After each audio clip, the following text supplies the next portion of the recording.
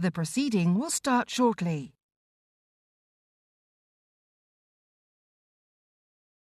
Can I start by thanking you both for coming here today? We know that these sorts of evidence sessions take a water of time out of your diary, and we're very grateful for that.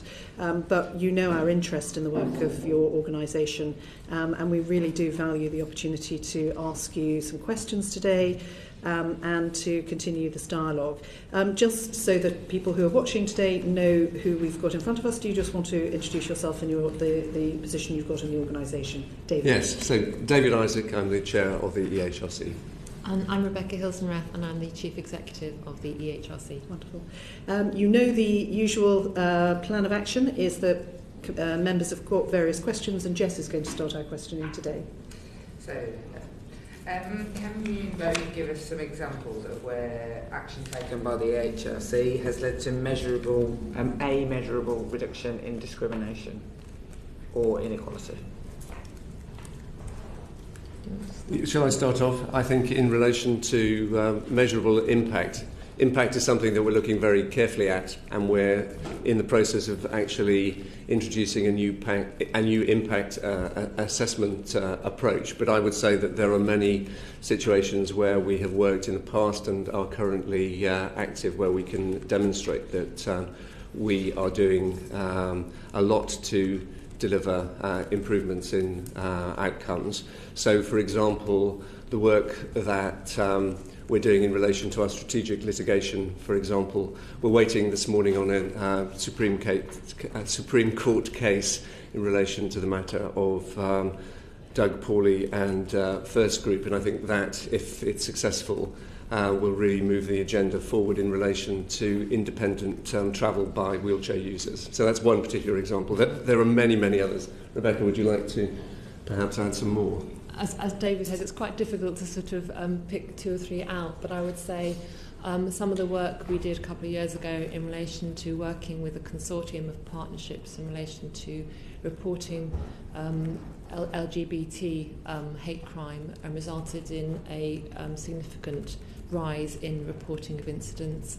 Work we're doing at the moment in a group of businesses called Working Forward, working on pregnancy and maternity discrimination, has resulted in a large number of increased inquiries about issues in the workplace for women. We undertook an investigation last year into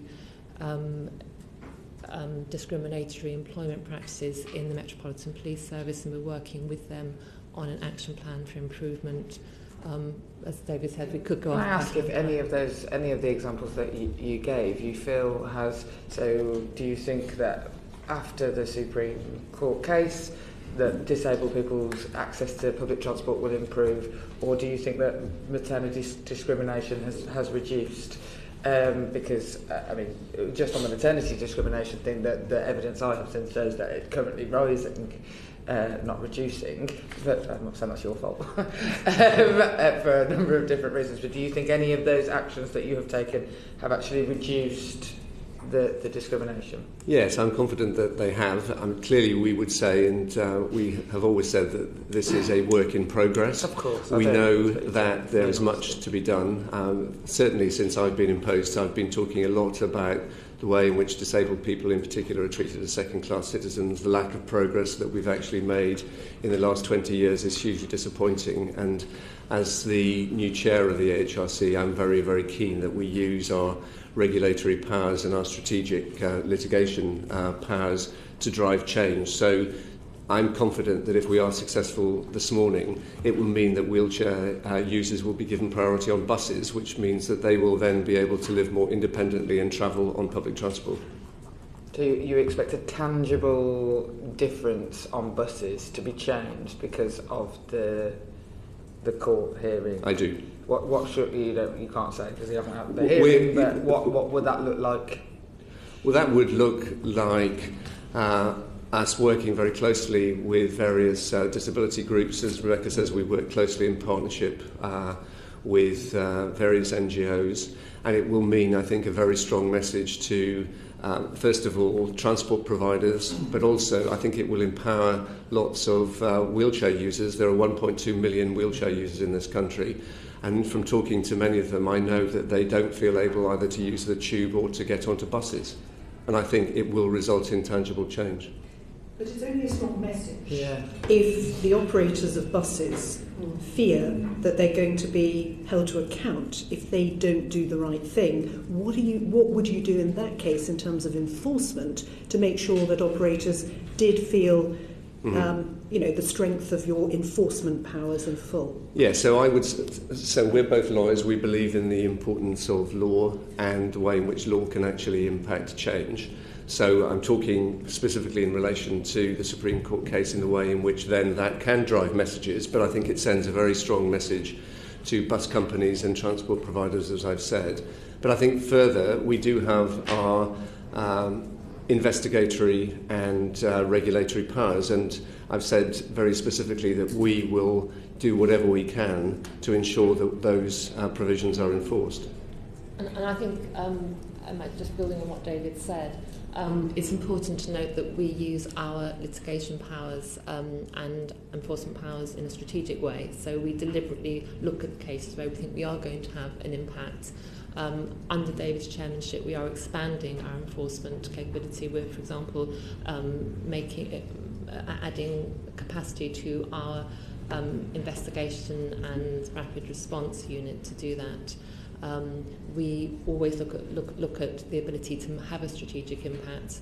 We're talking about David's chairmanship, so to an extent we're looking at action that we've taken where, of course, the impact is yet to come. Of course. But looking back, we could also flag up areas where we've had an impact on the law being changed, where we've taken cases that have had an impact in clarifying the law and having a strategic reach as well. So it's simply about looking across the spectrum of what we do.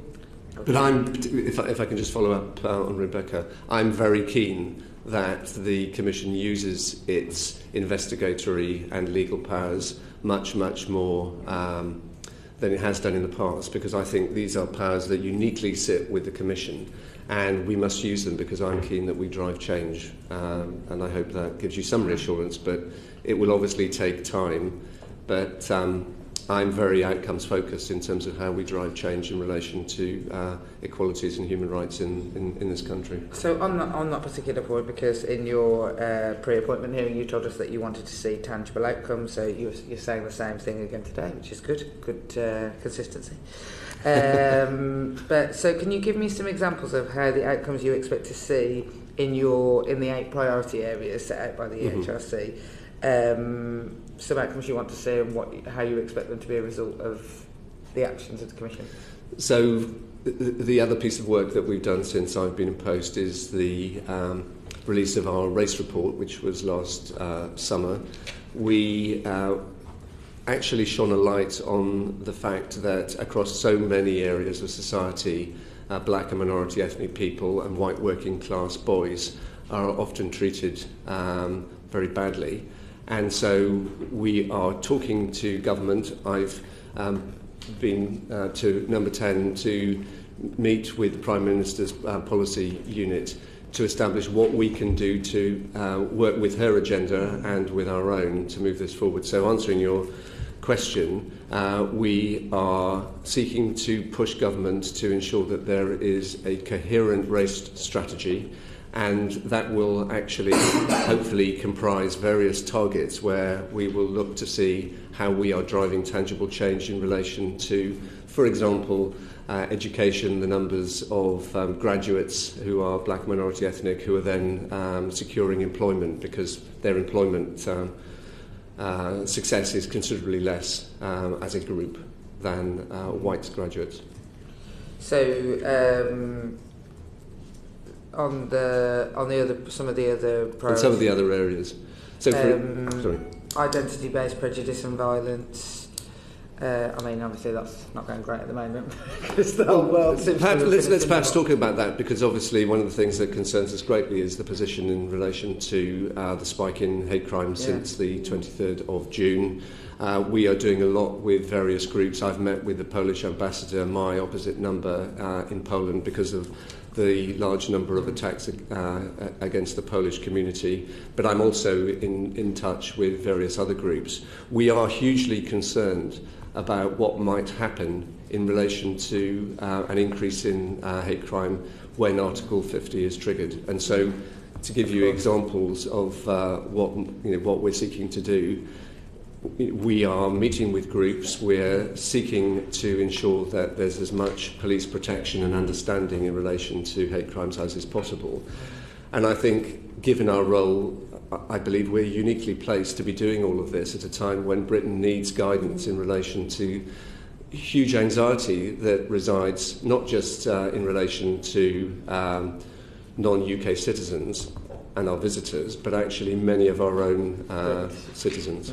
We've also done more work in terms of publishing reports on the causes and drivers of hate crimes, so trying to understand actually what the underlying causation is. I've already referred to work that we've done to drive up reporting rates in relation to hate crime. We've, as David says, identified the spike in hate crime as being quite a key part of our role in the outcome of Brexit. We've written to all the political parties about political discourse that we think could result in increase in divisions in society, and we're having meetings with political parties to look at that going forward. We'll be continuing to press the government to review the legal framework to improve the situation, and it's very much a key part of our objectives going forward. And I suppose with all of the 8 priority areas and things like that, that would be interested to know how the outcomes will be measured. Well, as I mentioned at the start, we know that perhaps in the past we haven't been able to demonstrate as clearly as we would wish what those outcomes are. So for that reason, as part of our business planning for next year, we are actually working on a new impact assessment tool, if you like. Yeah. And on the basis of that, I hope we can much more concretely identify what those outcomes are. So we'll be setting out our objectives, what the measurement criteria are going to be, and reporting back, because this comes back to some of the things that I was very keen that we should do as a commission when I was appointed. We've got fewer resources, and therefore we need to be much more strategic and much more focused. But I think to secure the support of government, but also of people like yourselves, and to be credible as an organisation, we need to demonstrate that we are driving change. We have a very broad remit, but actually by prioritising, I believe that we can focus on fewer things with better impact. I suppose that leads me to my next question, which is around prioritising and having, I suppose, the desire to do research and have a strong evidence base is clear in a lot of the work that the HRC has done. But how do you ensure that when you're undertaking research and analysis, you're not duplicating work that could be done by other think tanks or research institutions, or in fact has been or is being done at that time? Well, I talked a lot about this when I'll be very brief and then hand over to Rebecca because she's dealing with the detail. But I felt very strongly, and this goes to the question of our resources, but also the fact that there are lots of other organisations who do excellent research. We do not need to duplicate what they do, and in dialogue with other organisations, we need to establish what our priorities are and what we uniquely can do. Rebecca? Well, I mean, I just kind of to add a little bit to that, because I mean, David's given you a good answer. We do look at everything that we undertake in relation to our corporate evidence base, and that is Britain Fairer.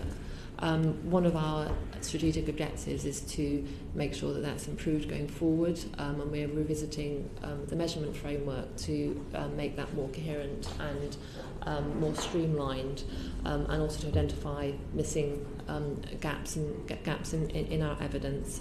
We work very strongly in partnership with other groups, so that we are aware across the piece of what is being done elsewhere. Is a very important part of our decision-making matrix to identify whether other people are better placed to do anything, and part of our new operating model is to tighten up our internal decision-making processes to ensure that that criterion, as well as others, is taken on board, and examples of where we might look at working with other people and identify somebody else better placed to take forward work. Is it in health, for example, where we work closely with other regulatory bodies such as the CQC.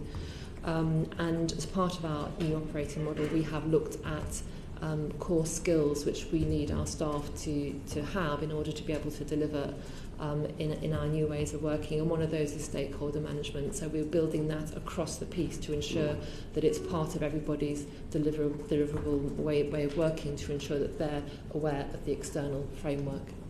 And horizon scanning, building capacity and horizon scanning is also part of that as well. Okay. I know Philip wants to come in, but can I just press you a bit further on that particular point? I think Philip might want to go on to something separate. Since 2008, the facts are that the organisation has produced over 100 research reports, but last year you only funded 5 legal cases. It feels to me that something's out of kilter here. Are you satisfied with that record, or do you want to see change? David? Well, I do want to see change, as I've mentioned. I think the Commission historically has done a lot of excellent research, and I think that's formed the basis of a lot of activity by the Commission, but also by third parties and, dare I say, by parliamentarians. But I do think that, as I said earlier on, the unique powers of the Commission must be utilised, because research can be done by other people. We will shift the balance so that we will probably do less but more focused research. And I am particularly keen that there is a golden thread that runs from our research right through to our investigatory and then legal enforcement, to ensure that we're using that body of evidence right through to enforcement. But are we going to see a change in the way you use your money? Because at the moment the budget split that you've got is very surprising indeed, the amount that's going on research compared with the amount that's going on enforcement capability. Well, there are a number of moving parts, but Rebecca, do you want to... Can I just add to that? So we're not here to say that the figures aren't correct, and I think we would like to see a larger number of cases going forward.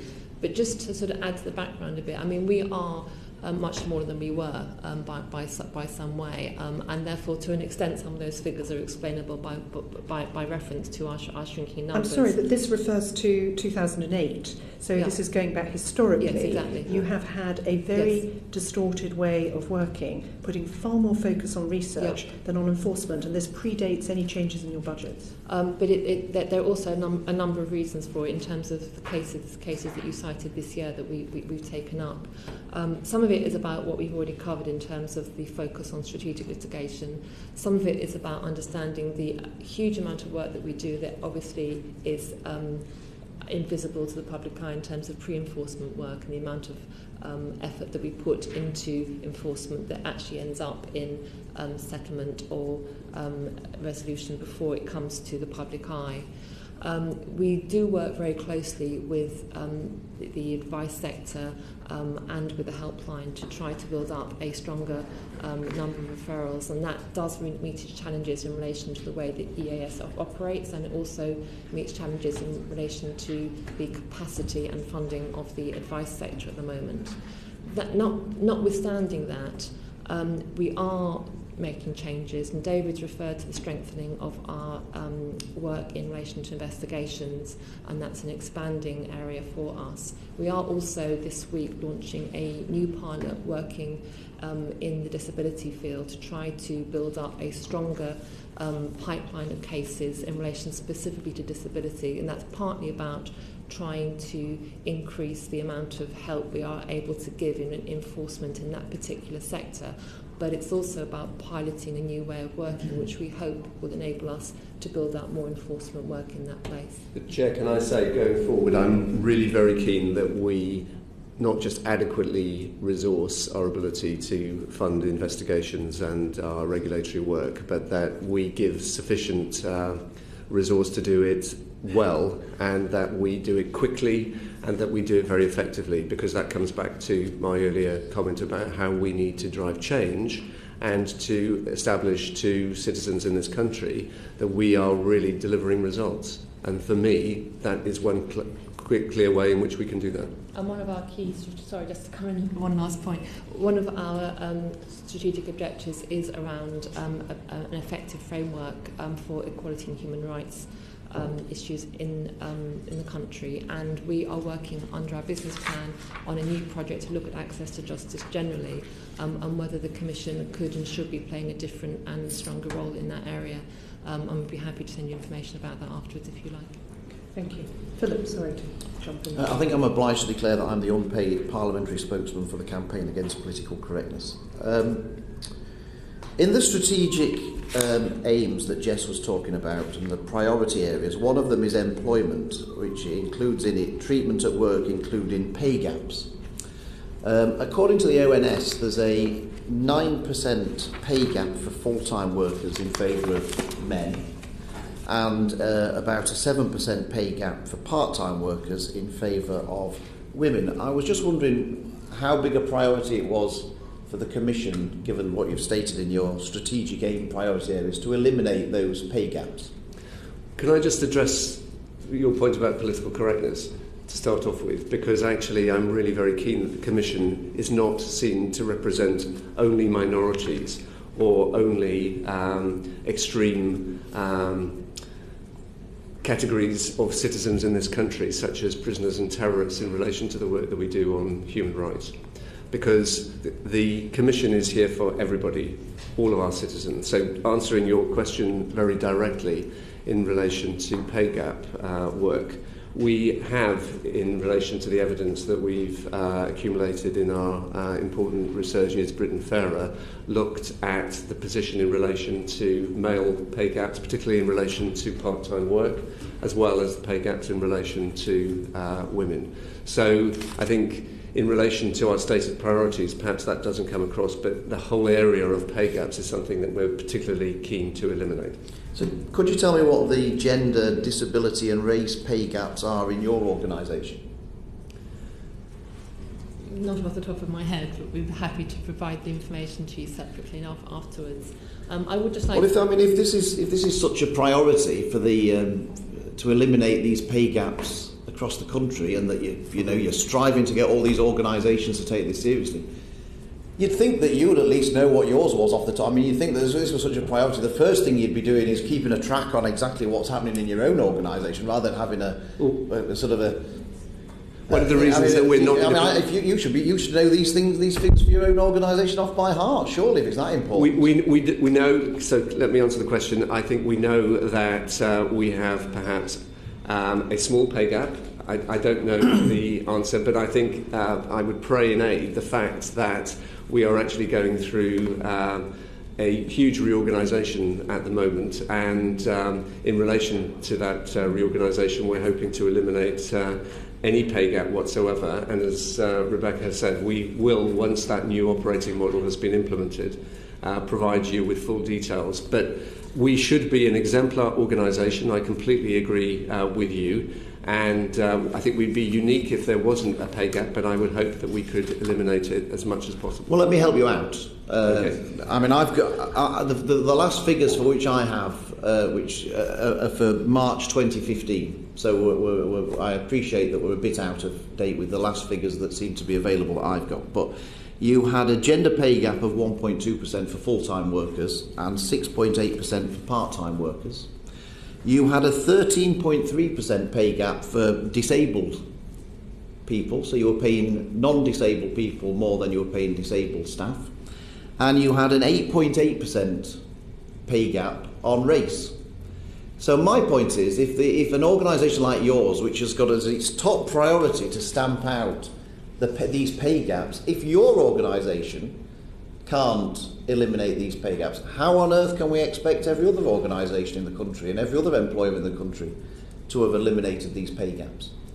Can I just come back to you on that? And thank you very much. We do actually know corporately know those figures and have looked at them, despite the fact that I didn't know them off by heart. We are aware, obviously, of those gaps, and we have undertaken an audit, and we understand the reasons for those. And everybody here, obviously, is aware that the causes for pay gaps are complex. We are undertaking some very significant research in this area, and we will be publishing that shortly, looking at what we found out to be sort of broader causation of pay gaps generally. And what will make this work unique is that actually we are looking at it from a perspective of race and disability as well as gender. So what are reasons for these pay gaps in your organisation? Well, on a detailed basis, I'm very happy to provide that information to you separately. I wouldn't like to go into details at this point that's going to look at individual cases. That doesn't feel appropriate. But the work that we are doing is going to look at bringing about practical action to achieve change in that place, and that is an important part of our work going forward. And just the other thing on this is that the figures that you provided in the past to me when I've asked for these figures have been the mean earnings. I spoke to the Office of National Statistics about the gender pay gap, and they produce the figures mean and median, but think that median, the ONS think median is much more a much more sensible measure than mean. So why do you produce them in mean when the ONS think that the most meaningful figure is median? I have to say that predates my appointment. I think those are very good challenges which I will take away and look at. I think, as I said right at the start, we are going through a staff reorganisation. Eliminating the pay gap has been one of our considerations, and we clearly need to do better, but we need to be, as I said, an exemplar organisation and eradicate the gap where we can. Suggest the Commission write to us on this, because I think Philip's raised an extremely important point, and particularly given that the disability pay gap over the last 3 years has gone up so significantly. I think this is something which we would, I think, really value more of an insight into. Your reasons as to why you have these pay gaps, that would be. And just finally, if I might, Madam Chairman, I just wondered how many complaints you'd had, say, over the last, well, since you'd come into being, by members of your own staff for race discrimination, sex discrimination and disability discrimination. How many complaints have been made by your own staff to you as an organisation under those discrimination headings? As an organisation, or yes, as an organisation? No, as an organisation. Since you've come into. I don't know, but I'm happy to find out and let the committee know. Well, again, you'd think you know these things. I mean, you're supposed to be there to stamp out any kind of discrimination in the workplace, and you don't seem to have any handle as to how many complaints you have in your own organisation about these things. It seems sorry, I was going to say, can I respond? Because we are like many public sector organisations in the sense that in any workplace you cannot completely eradicate challenges which may be made by members of your staff. I think the point that you make is well made, because we clearly need to be an exemplar employer, because we are telling other employers in the country that they must adhere to standards which clearly we need to adhere to ourselves. But I think to imagine that we would not have claims over the last 10 years sets a very high bar, and inevitably any organisation, however well run it is, ends up with a number of those claims, but we must obviously do our best to minimise them. But you don't think if you're lecturing everybody else in the country about all of these things that you should be setting a high example? I would use a different verb. I don't think we're lecturing people. I think we are working with evidence to try and drive change in accordance with our statutory duties. I also think it's very important to have appropriate processes so that those challenges can be made, and that any concerns and distress and upset can be properly discussed to be able to move to a resolution. And I think that you might be more concerned if you found an organisation where there were no challenges and there were no proper channels and there were no ability to be able to arrive at a better understanding of any particular situation. And that is the place that we would encourage any other organisation to arrive at. Well, again, if you could supply us with the information and any perhaps payoffs that you've had to make on for those cases, that would be very helpful. Within the bounds of confidentiality, yes. Don't need to know who the people are. I think it's an important part of the scrutiny process, so I think that would be incredibly helpful. Yeah, we will. Can we move on? We're talking about the operating model, we're talking about the organisation. Tracy, I know you've got some questions in that area. Is that 4? I was some 5. 5, yes, 5. Right, okay. As you were saying that you're in a situation where you're reorganising, and currently you have members of staff that are on strike at the moment, isn't that that's the case? So I suppose you're introducing a new operating model, and the question is, how is that going to improve your effectiveness? Can I just say, we do have staff who are on strike, and obviously that's a source of great sadness personally, but for the whole of the organisation. Funding has required that we introduce, or lack of funding has required that we introduce a new operating model. But to address some of the concerns that you've had about impact, we're also taking this as an opportunity to focus on the work domains that you've touched on this morning to drive change. But in terms of the detail, can I hand over to Rebecca? Yes, thank you. So the driver for the new operating model, it does obviously include the spending review and our reduced income, but it's also the case that we had laid in Parliament last year a new strategic plan, which changes the focus of how we work and what we're trying to achieve as a strategic organisation, and it also implements the results of a cultural survey we had a couple of years ago, which indicated that staff very much wanted the organisation to change internally. Broadly speaking, the new operating model obviously is looking at a smaller organisation, it's looking at a more strategic organisation, it's looking at a more empowered organisation. At the moment, there is too much that happens at a senior level, and there's not enough sort of accountability and autonomy at a lower level. We've shrunk the top team, and we're looking at building up skills and ability at a lower level to ensure that staff are able to drive forward impactful change across the piece. I've already referred earlier to looking at core skills across the piece, which includes stakeholder management, but also looking at leadership skills and at pace and meaningful delivery. We are looking at being a networked organisation, which means that we're moving away from silos and moving towards working much more closely across the piece in a number of areas. And that's enabling us already to see a more effective way of bringing together skills across the organisation. So we're looking at research teams and treaty monitoring teams being involved in business planning, and that's enabling us to have a far more effective focus going forward. We have a new arrangement in relation to executive directors at a very senior level, 3, each having a responsibility for each country, England, Scotland and Wales, which we hope is going to be able to bring together a far better communication across the 3 countries to make sure that we're able to impact change effectively both within those countries and also at a coherent GB level.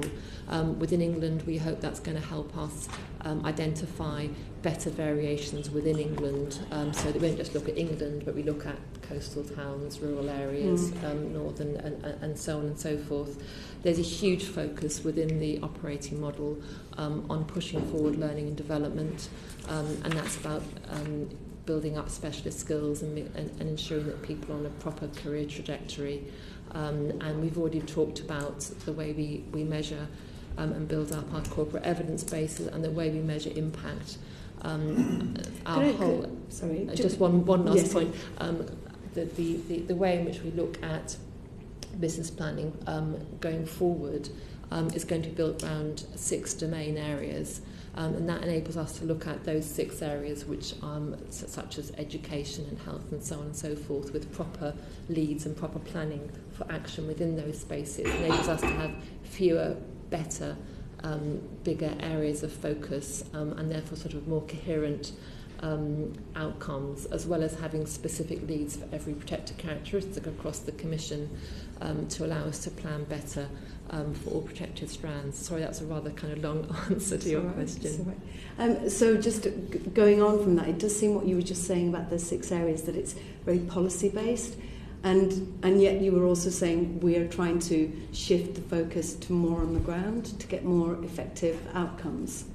But how is that affecting, because currently you have, I think, is it 40 vacancies and you're making 22 redundancies, so how's that affecting morale?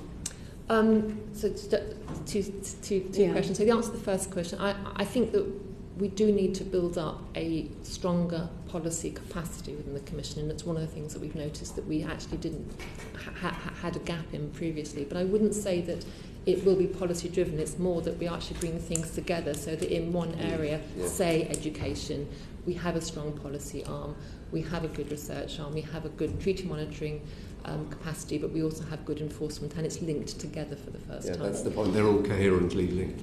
So, but coming on to your question about staff morale. So, at this point in time, we have 14 members of staff who remain at risk. We are still in the process, so we don't know what the final outcome will be.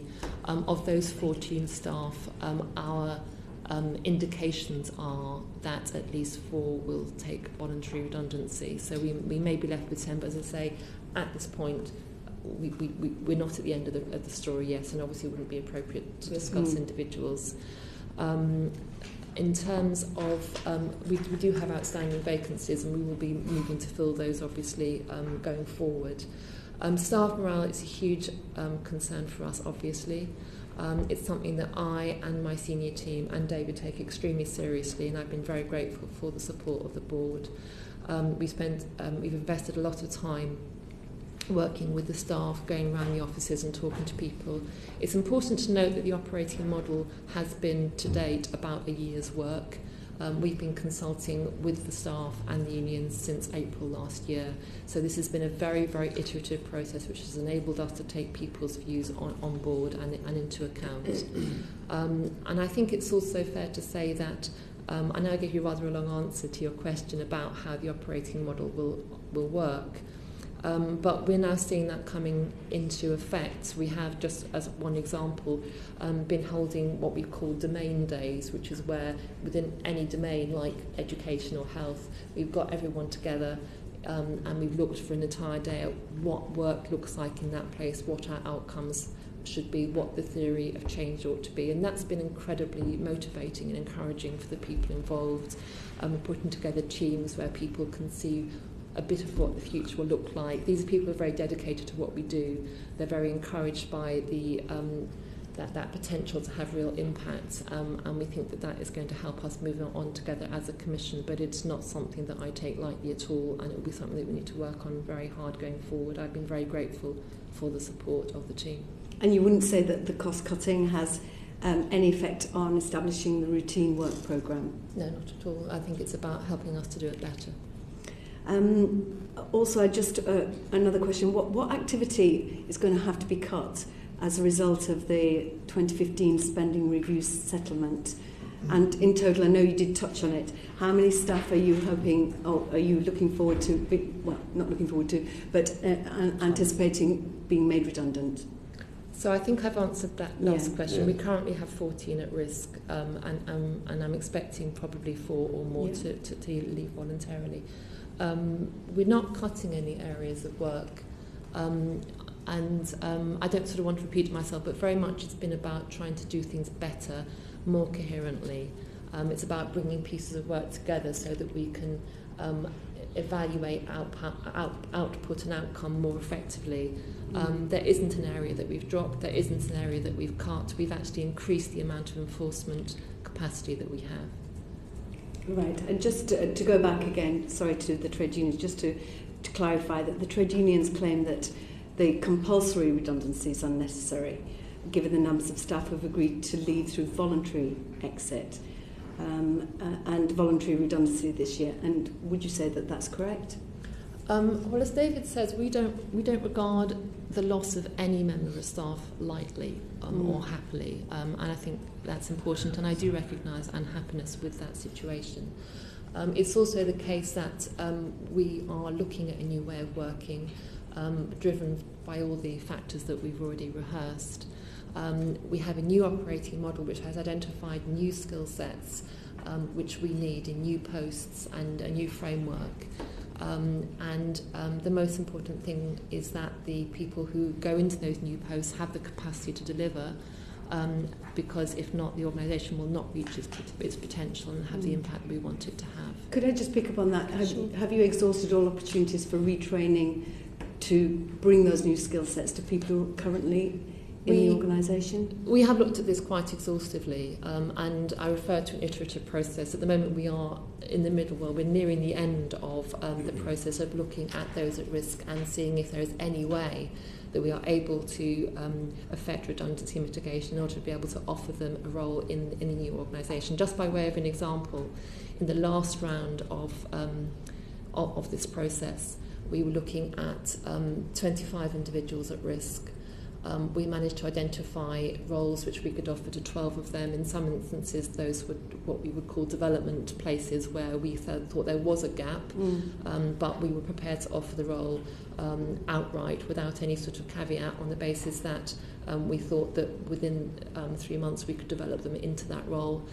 As part of that process, we were able also, by way of a reasonable adjustment, to actually create new opportunities for disabled members of staff, so that we added roles to the operating model in order to increase the number of roles that we were able to offer to some of those members of our staff who are particularly disabled.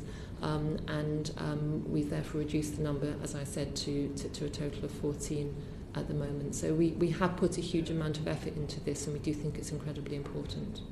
Can I just add? Yeah. There's a difficult balancing act in relation to delivering impactful outcomes and being an exemplary employer, and actually protecting our staff and ensuring that those who are disabled or from black and minority ethnic backgrounds do progress within our organisation. And we have done all we can over the period that Rebecca's mentioned to minimise the impact on the most disadvantaged employees. So we're not happy that we've ended up in a situation where we have 10 potential compulsory redundancies, but we feel that, given the lack of continued funding at our previous levels, that this is the way in which, balancing all of our priorities, that we will deliver change for the UK.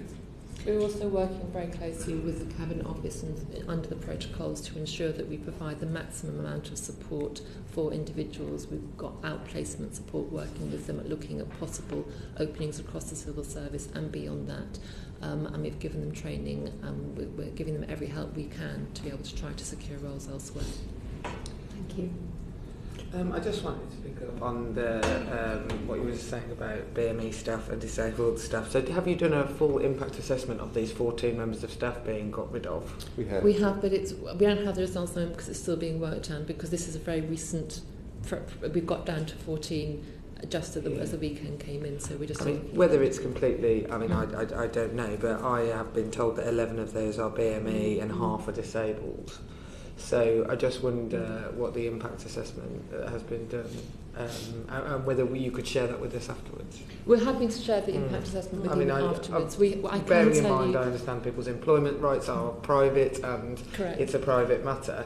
It just, I think it's difficult. I think, as Philip was saying, for the organisation to have teeth in telling the government to do impact assessments, if they're not sort of borne out.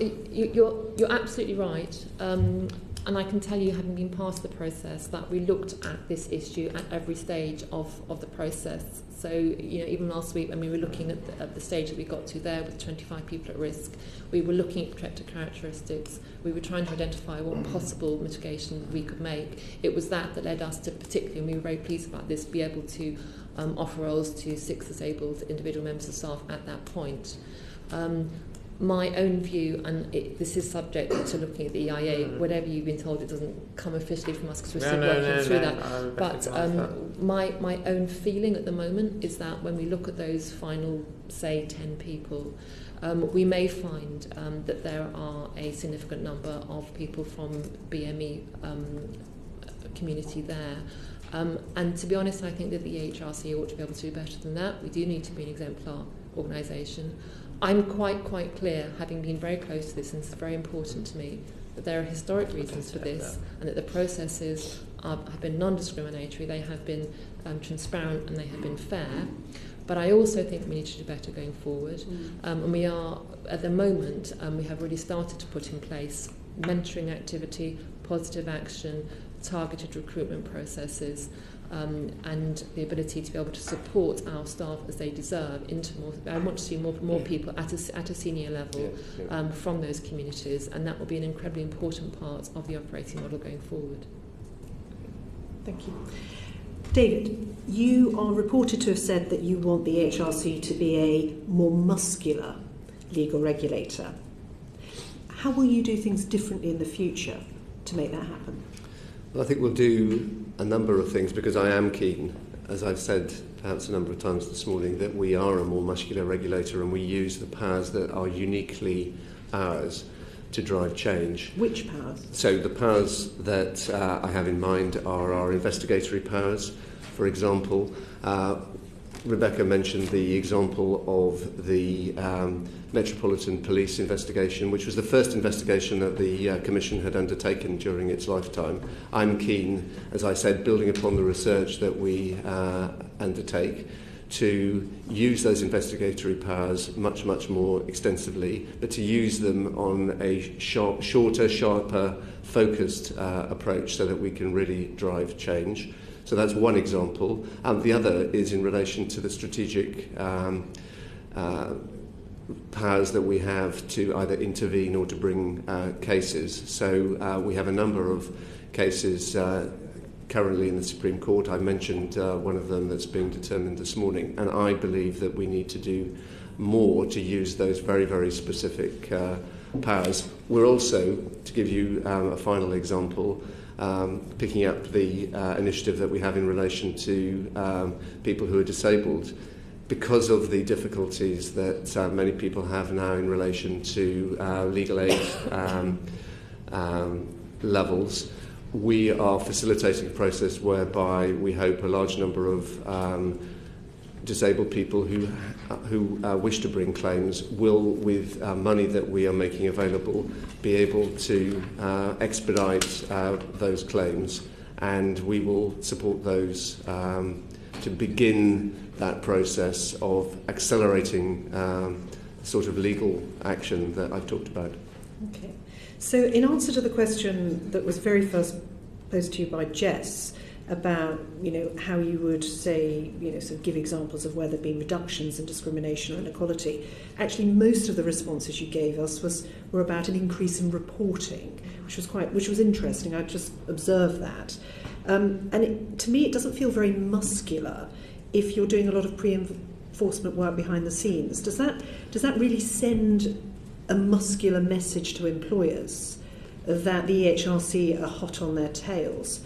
Or do you think you should be doing more high-profile cases to show that if people do transgress, actually there'll be some serious consequences? Well, I think we need to do both.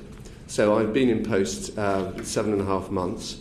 To give you an example, we are doing more in relation to initiating investigations and litigation, and I hope you will see the evidence of that perhaps later in the year. But equally, the muscularity that I'm talking about is evidenced by threatening to do the sorts of things that we're talking about. So to give you an example in relation to the Premier League, we've been talking to them, and I issued a statement at the beginning of the week where it's pretty clear that they are not going to meet the requirements in relation to accessibility for disabled people in stadia. And I am on record as saying that we will now bring enforcement proceedings where they fail to meet their targets. So I see this as a holistic process whereby we investigate where we can, we are in dialogue where we can, because we need to be saving money and we can't actually bring every single case. But by using the voice of the Commission to be clear that we will prosecute or initiate legal proceedings rather than prosecute, then that, I believe, does have an impact at all. And the reaction to the statement on Monday was that some of these clubs will actually now try much harder to meet the targets within the agreed timescales. So you expect to see a change in the way you use your legal capacity? Because at the moment, the figures last year were 5 new cases, but more than 20 where things are going on behind the scenes. That doesn't seem to be using both tools. It seems to be very much more behind the scenes rather than the sort of high-profile cases which might force a change of attitude. I think going forward there will be a change. I think we mustn't underestimate how important those behind-the-scenes activities are, because they are often the precursor to accelerating progress. But we will see a change. We'll see more of the high-profile cases. Correct. Okay. And in terms of the use of your money, we asked the NAO to do some work for us, as you know, and members of the committee were quite interested in how you used your money, and they've done a very useful breakdown for us. And of the £20 million expenditure last year, less than £4 million was allocated to legal. Could you explain that to me? Because I find that quite extraordinary for an organisation that is there to enforce, hopefully in the future in muscular terms, the law. That seems to be not very balanced. Well, I think it's a combination of things that clearly we have a very, as the NAO report says, we have a very broad remit, and we are involved in litigation. Some of it is work that we fund. Some of it is work where we don't necessarily fund it, but we intervene. And some of it is behind the scenes. But will we see that less than £4 million on legal go up in the future? Shall it be more than 20% of your budget next year? Well, speaking very personally and looking at my chief executive, I would like it to go up, because I believe that the sorts of points that you're making, Chair, are going to drive the sorts of change that we need to demonstrate will actually deliver outcomes. But Rebecca? I'd also say that I'm not sure how much of it is about money, to be honest. I think it's about what we do with the money. And I think a lot of the things that we've been saying in terms of our work to build up a better channel of cases, and the way we do pick strategic cases, and the way we measure outcome, and the way we're looking at business planning to achieve sort of more effective and coherent output, is actually much more important than how much money we spend. And in fact, I think looking back, the funding issue is not actually the thing that's put a ceiling on the number of legal cases that we take. It's been much more the sorts of issues I've been referring to in terms of the difficulty of getting referrals from the helpline, and the work that we've done with the advice sector, and so on and so forth. The fact that a number of cases that you take at a lower level tend to settle.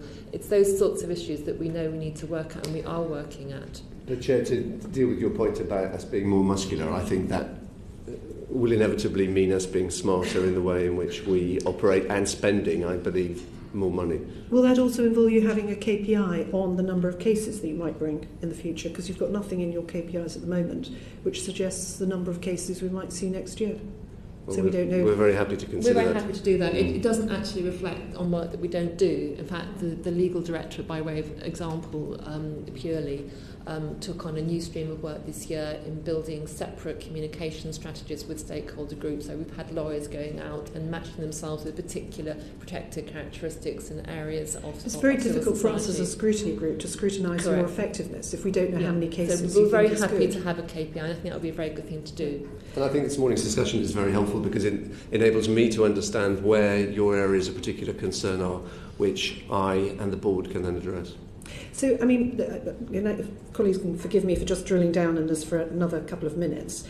You've identified in the report that you did on maternity discrimination an appalling situation for pregnant women in this country. What are you doing in terms of your enforcement powers here today to reverse what is a worsening trend in terms of discrimination? I mean, that is absolutely unacceptable, and is showing that whatever's happened in the past, pre-enforcement, being nice to people, has not worked. Isn't now the time to get tough? And if so, what are you doing? Well, I don't disagree with that. I'll start off the answer, and Dave may want to come in. We are, of course, and have been doing quite a lot in that place, not just on the basis of the report that we published, and obviously working with your committee as well. Our Working Forward campaign has been about working with businesses and trying to improve practice by identifying good practice, identifying learning areas and so on and so forth, and of course driving up rates of concern. We did, when we published that report, work with our legal directorate so that at the same time as the research going on, we had a sort of twin track of building up a head of steam in terms of getting referrals on pregnancy and maternity discrimination and taking them to court. And we did have the problem that as soon as we got involved, of course, these things settled. And that is a challenge that we find in taking those cases to court at a lower level. We have been pressing the government in terms of employment tribunal fees in relation to pregnancy and maternity discrimination, and pressing them to allow a longer time and to ensure that those fees are not a barrier to women bringing claims, not with success at this point. But we have been pushing at that sort of strategic influencing level. That's been an important part of what we've been doing in that area. And Chair, can I just say that I completely agree that the situation that we've identified in our work is not acceptable. In every single meeting that I have, either with business or with any of the partnership groups that we work with, I'm on the lookout for cases which are going to be cases that we can support, which will drive change. Because I completely agree with you that we need to be much more visible in the way in which we demonstrate that we use our legal powers. And I know from my own personal experience in relation to activities that I've been involved with through Stonewall, that actually is a trigger for real change. Well, we look forward to getting some more detail from you on that if we can. But I do want to move on to our last area of questioning now. Ben, I'm sorry, we're running over slightly. Thank you. I'll try and be as quick as possible. So the EHRC has just agreed its new framework agreement with the Department for Education. I'm just keen to find out exactly how this is different to previous framework documents in relation to independence. David? In relation to independence, clearly we are very concerned to ensure that we meet our obligations in relation to maintaining our A status. We have an ongoing discussion with our sponsoring department about whether or not we could report to Parliament, as you know I discussed with the Chair. But in answer to your question about the existing framework agreement, there are various areas where we have agreed that perhaps there should be less control by our sponsoring department. And so we feel that we are making progress, and we are in a dialogue about whether or not we can become more independent. So given the fact we've got the Secretary of State in the next session, how are those conversations going? Those conversations are going well in the sense that we have raised our desire to report to Parliament, and they have agreed to explore that. I think they agree with us that maintaining our A status is absolutely essential for the credibility of the Commission, but also the credibility of the country in relation to our human rights position. So do you see any potential areas of issue that you need to flag in relation to our independence as set by the Paris Principles, for example? I'm confident that we can maintain our A status, but I'm not complacent about what we need to do and to be vigilant. So the ongoing discussion that we need to have with government about our independence is, I think, progressing well. And we would certainly be keen to report back to you as to how we progress. Our desire, like many other national human rights institutions, so we met, for example, with a number at the beginning of the week, and the Scottish Human Rights Commission reports directly to the Scottish Parliament, and we think that that is... And for example, the Electoral Commission, the NAO, they also report directly to Parliament. So we're keen to explore on a consensual basis whether or not that is something that could be a model for us. I think it's important just to add to that. I mean, our relationship with the Government Equalities Office will always be incredibly important because of what they do, and this is absolutely not about moving away from that. But it is about identifying that we are different from other NDPBs. We are independent by statute, and we do hold the government to account. And that's not just about regulating local authorities. It's actually about our work with central government, and that's not just about the need to be independent, but crucially it's about the need to be seen to be independent. in order for us to be credible in what we do. But it's also about identifying the specific advantages of working in compliance with the Belgrade principles more closely with Parliament, including obviously with this committee, because we see that as being a means to achieve our objectives by working closely with you in order to achieve our objectives. Thank you. A report back to Parliament I think would be very helpful, maybe not in this session, but as you go forward, yes. An annual report would be very helpful. Actually, moving on to that exact point, Rebecca, obviously your letter on the 10th of January to us explained that the Cabinet Office is undertaking its review at the moment in relation to NEPBs, and you've said that you want to make sure that this organisation is distinct from others. Do you expect that the review will have any significant implications in relation to independence of the organisation? Well, we obviously have some of our concerns about the way we operate. We are hoping to be able to pick up in the course of that review. And by way of an example, we have a significant amount of our programme funding, about over £2 million, is subject to a degree of control by the Secretary of State. We find that bureaucratically unhelpful, frankly, both for us and for the department, and we do think it goes to an appearance of a lack of independence. And we would be raising that in the course of that review, because we would hope that that would lead to a better outcome, and we will also be raising, as David said, the issue of parliamentary accountability during that process as well. Sure. On top of the programme funding, are there any other areas that you think the Commission could improve in its independence? We also think that for the appearance of independence and also to just, frankly, to ensure a smoother process, we think that it would be better if the appointments made at the Commission were made directly by Parliament. And we think that the Chair and Commissioners and the Chief Executive appointments should be made on that basis. Last year, the Commission was left without a Chief Executive permanent appointment for a whole year, which was not helpful. And we think that had that arrangement been under parliamentary auspices, and that wouldn't have happened. It might be something we bring up with the Secretary of State in the next session. David, just moving on quickly as well, just moving back, and it feels like an age ago now, to the pre-appointment hearings.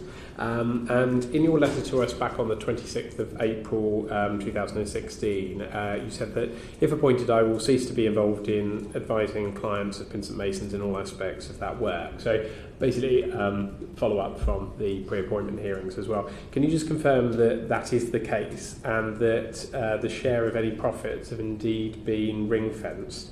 And on top of that as well, what arrangements are in place to make sure this happens? I can confirm that everything that I set out in the letter and everything that I said when I appeared before you has now been implemented. And I believe that that has not caused any problem. Obviously, the details in relation to my Pinsent Masons arrangements, confidential to the partnership. However, everything has been implemented and has been shared with the Secretary of State. Sure, and you appreciate the reason why we're asking this. Really, it's to ensure that for the record that appropriate arrangements have been made. Could you just expand just briefly in relation to the appropriate arrangements? Well, in terms of the arrangements, I no longer advise government in my other capacity as a partner of Pinsent Masons. I no longer receive any profit from work that the firm undertakes from its government clients. And the third area was in relation to ensuring that if there was any area where Pinsent Masons or I personally had a conflict of interest in relation to anybody that we were investigating, that we would use the conflict of interest procedure that exists, and I'm pleased to say that no issue has arisen. I am really keen to be seen to be as independent of government, and that the Commission is holding government to account. And I can give you lots of examples of where in the last 7 months I believe we've done that. Sure. Just to add to that, just lastly, and in relation to meetings and discussions, you said you'd recuse yourself out of any of those discussions. Yeah. That's correct as well. Brilliant. If you could respond back in terms of those examples in writing, that would be very useful in terms of an audit trail. Thank you. Can I just ask a follow-up on that? What proportion of Pinsent Masons' business is government business? It's tiny. very, very small. I think prior to 2008, I suspect it was something like 8%. I think it's now less than 1%. Okay, thank you very much. Well, thank you so much for your time this morning. It's incredibly helpful to have that sort of detail. I think there are a number of points you very kindly promised to follow up on in writing, and that's entirely right. And we look forward to receiving those and seeing you very soon. Thank you. Can I say just one thing, which is that it's very helpful to understand where your particular areas of concern are, because this is my first formal meeting in relation to Commission business in front of you, and I think that from the board's perspective it's very helpful to really have that understanding, because it will drive particular activities and a focus for the board. So thank you. That's very kind. Thank you very much. Thanks. We're going to now move on to our second panel, so we'll continue to be in public session, and the Secretary of State, Justine Greening, is now going to join us. We're running a few minutes late, I apologise.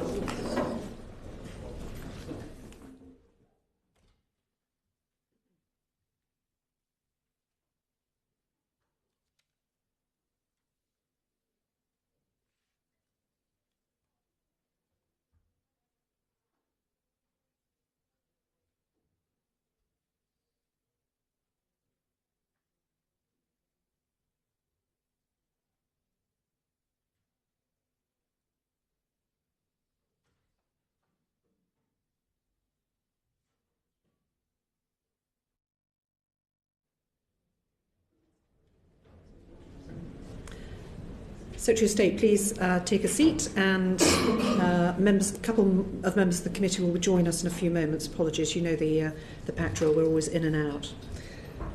Right. Brilliant.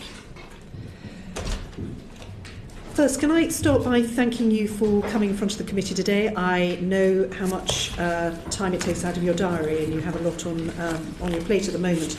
But before we begin questioning, I'd just like to draw everybody's attention to the fact that we received late yesterday evening, I think at 5:20 and 6:10, responses from the government on two of our reports. One of them to our report on the Equalities analysis of the 2015 spending review and autumn statement, and that arrived on time, and we thank the government for that. The other one, our report on the gender pay gap, was more than 30 weeks late, but it arrived less than an hour before this meeting started, this working hour, before this meeting started this morning. I'm content to acknowledge that the responses have been received, but the committee has not yet had proper time to be able to discuss them and take a decision on them, to report them to the House for publication. And that being the case, I'd like to remind members and the Secretary of State that any discussion of the contents of those responses at this stage would be a discourtesy to the House, and therefore off limits for the meeting this morning. I have to say, I do think it is an enormous shame that these reports were given to us with such short notice. And I would like to say that it would be entirely appropriate, I think, for an apology to be issued to the staff of my committee, who had to work into the late evening to digest what was in the report, and even then we as committee members have not had a chance to consider that, because we started sitting at 9:15 this morning. I would like you in a moment to explain why, after 30 weeks, yesterday at 5:20 was the only time it could be released, but also that you would undertake to come and talk to this committee about the findings of those reports before the end of May, at a time when we've had a proper opportunity to consider them. And I'd also like to put on record my enormous thanks to our staff, who worked till almost 11 o'clock last night to try and get some sense of order. And I think when we've got members of staff who frankly don't get paid a lot of money to do an amazing job of work, the government really should be asking itself some serious questions as to why they're putting unnecessary strain and stress on people's working week. Secretary of State. Well, first of all, I would like to say I apologise for the fact that the report is so late, and as we've talked about, Chair, I think the processes within government to clear what are often cross-government reports, which is why the time is taken to get them cleared, I think that can be really improved. And we've talked about the fact that I think we can do a better job working with the committee of identifying those cross-government reports and talking with lead departments earlier in the process. And I think we can do a better job then of flagging up when perhaps it is taking us time for other departments to respond. And then finally, I think we can do a better job of making sure that future reports aren't delayed. I take it very seriously that the work that select committees, but particularly this one, does are incredibly important.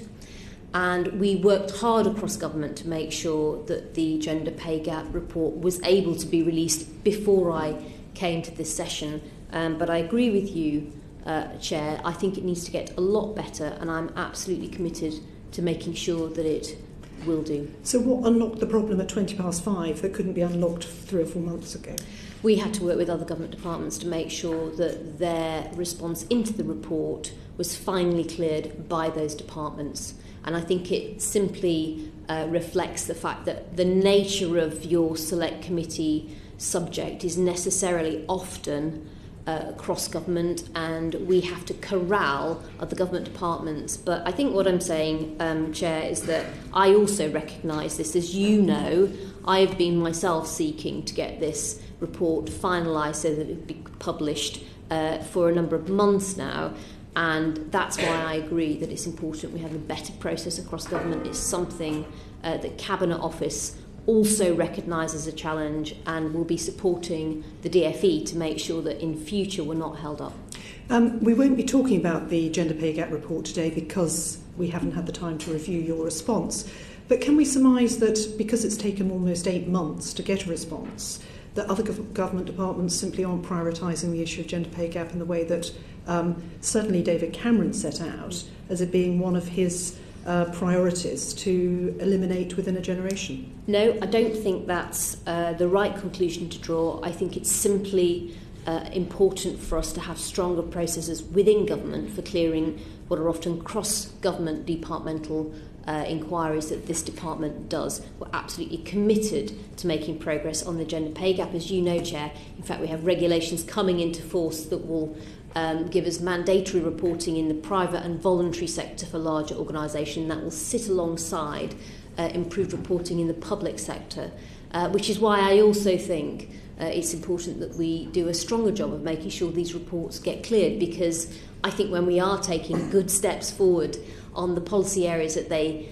concern, I want to make sure that we can put out into the public domain and respond to the committee's reports in a really positive and constructive way. And that's why I'm looking forward to the rest of this evidence session.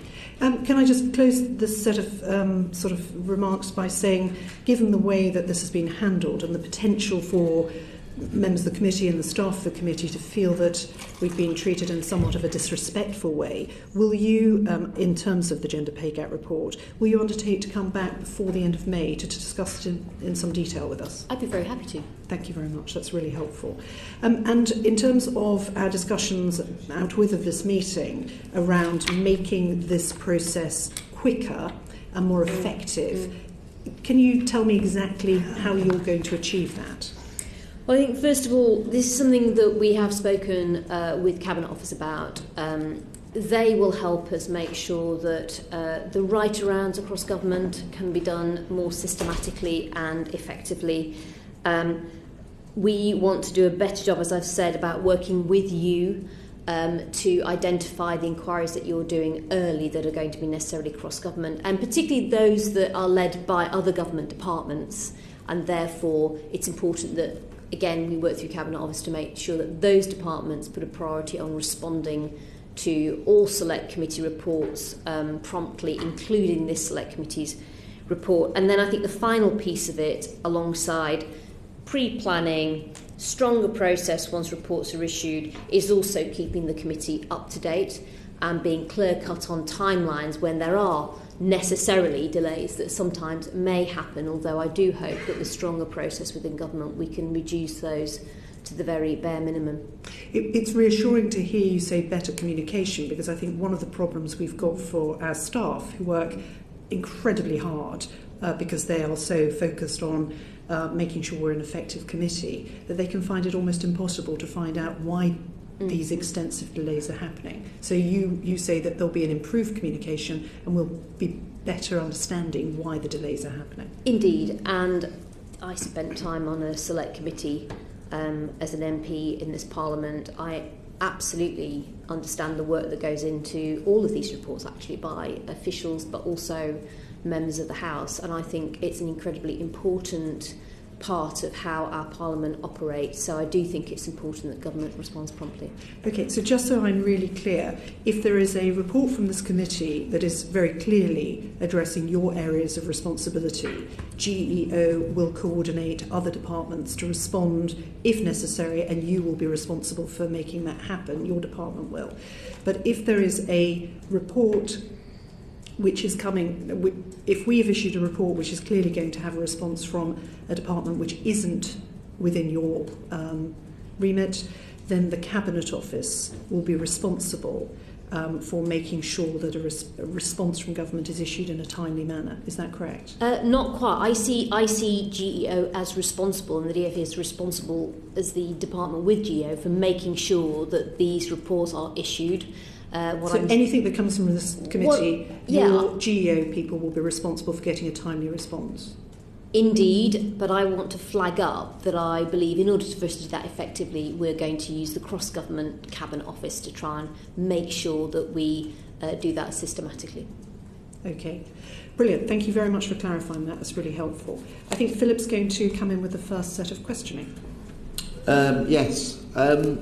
I just wondered, following the Prime Minister's speech yesterday, excellent speech yesterday, should I say?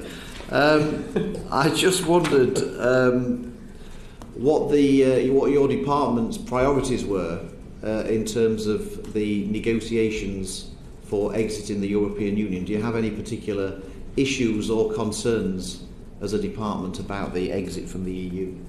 Well, I agree, Philip. I thought it was an excellent speech, and I think it's provided the clarity that lots of people, but also businesses, wanted to see in terms of the next steps that we'll take and the priorities that we've got. In relation to the broader department, of course, Department for Education, education is a reserved matter from the EU, but I do think it has a vital role to play. I mean, really, the Government Equalities Office I was really referring to. In relation to the Government Equalities Office, I think we can be very proud of the existing UK law, some of which is driven from EU law and directives that we already have. Of course, the Equalities Act 2010 and also the Public Sector Equality Duty that exists. You'll be familiar with the fact that we have the Great Repeal Bill. But I think we are well placed already in our domestic law to make sure that the key areas that we're focused on, which is women and equalities, are well taken care of as we exit the European Union. So do I take it from that there are no requests that you have with David Davis's department or in terms of the negotiation, there's nothing that you've requested specifically that they negotiate as part of the deal? Well, we feel we're well placed in our existing legal base to have the architecture in place legally for the human rights, equalities, and in particular the gender aspects of protecting rights in the UK. Some of them derive from EU law, but in the end they're enshrined in the Equalities Act 2010 and also in how government works cross-government in developing policy through the Public Sector Equality Duty. And therefore the discussions more broadly that I'm having with David Davis are across my broader remit. But yes, of course, I will work with my team in GEO to understand whether there are any further issues in relation to equalities that we need to take steps to ensure are perhaps part of the Great Repeal Bill. Can I just drill down into that a tiny bit? Is it you who's responsible then for the equalities aspects and the impacts of processing of leaving in the impact and processes of leaving the EU? It's you who's responsible for that. Well, the Government Equalities Office works across government, and we need to work with other government departments to ensure that they have due regard to any equalities issues that may emerge from our exiting of the EU. My point to Philip was that I think our existing legal basis for looking and maintaining equality within the UK is strong. I think we should be proud of it, but we will play a role through those Brexit negotiations to make sure that that's absolutely maintained post the exit from the EU. And how is your GEO working with the Brexit department at a ministerial and an officials level? What's the process? Well, GEO as a team work across government necessarily on a range of issues that include the Brexit process, and of course I meet with David Davis, who leads that department that is carrying out the work around the negotiations, and of course it's also discussed regularly in Cabinet, given the level of importance this government places on getting a good deal for Britain, and that means a good deal for the British people in the end. So, as you'll know, we have an ongoing inquiry on Brexit and the implications for equality. Can you explain why nobody from your department and nobody from any other part of government wants to come and talk to us about that? So I think from our perspective, we believe that the work that's underway in government will mean that we can get a good deal. We will work with your committee in relation to pulling together the report and, of course, giving the government's reflection on that. And, of course, this is a good opportunity, I know, for the committee to also take evidence directly from me in relation to that piece of work, which I hope will mean that you get the ministerial input that you're also seeking into this inquiry.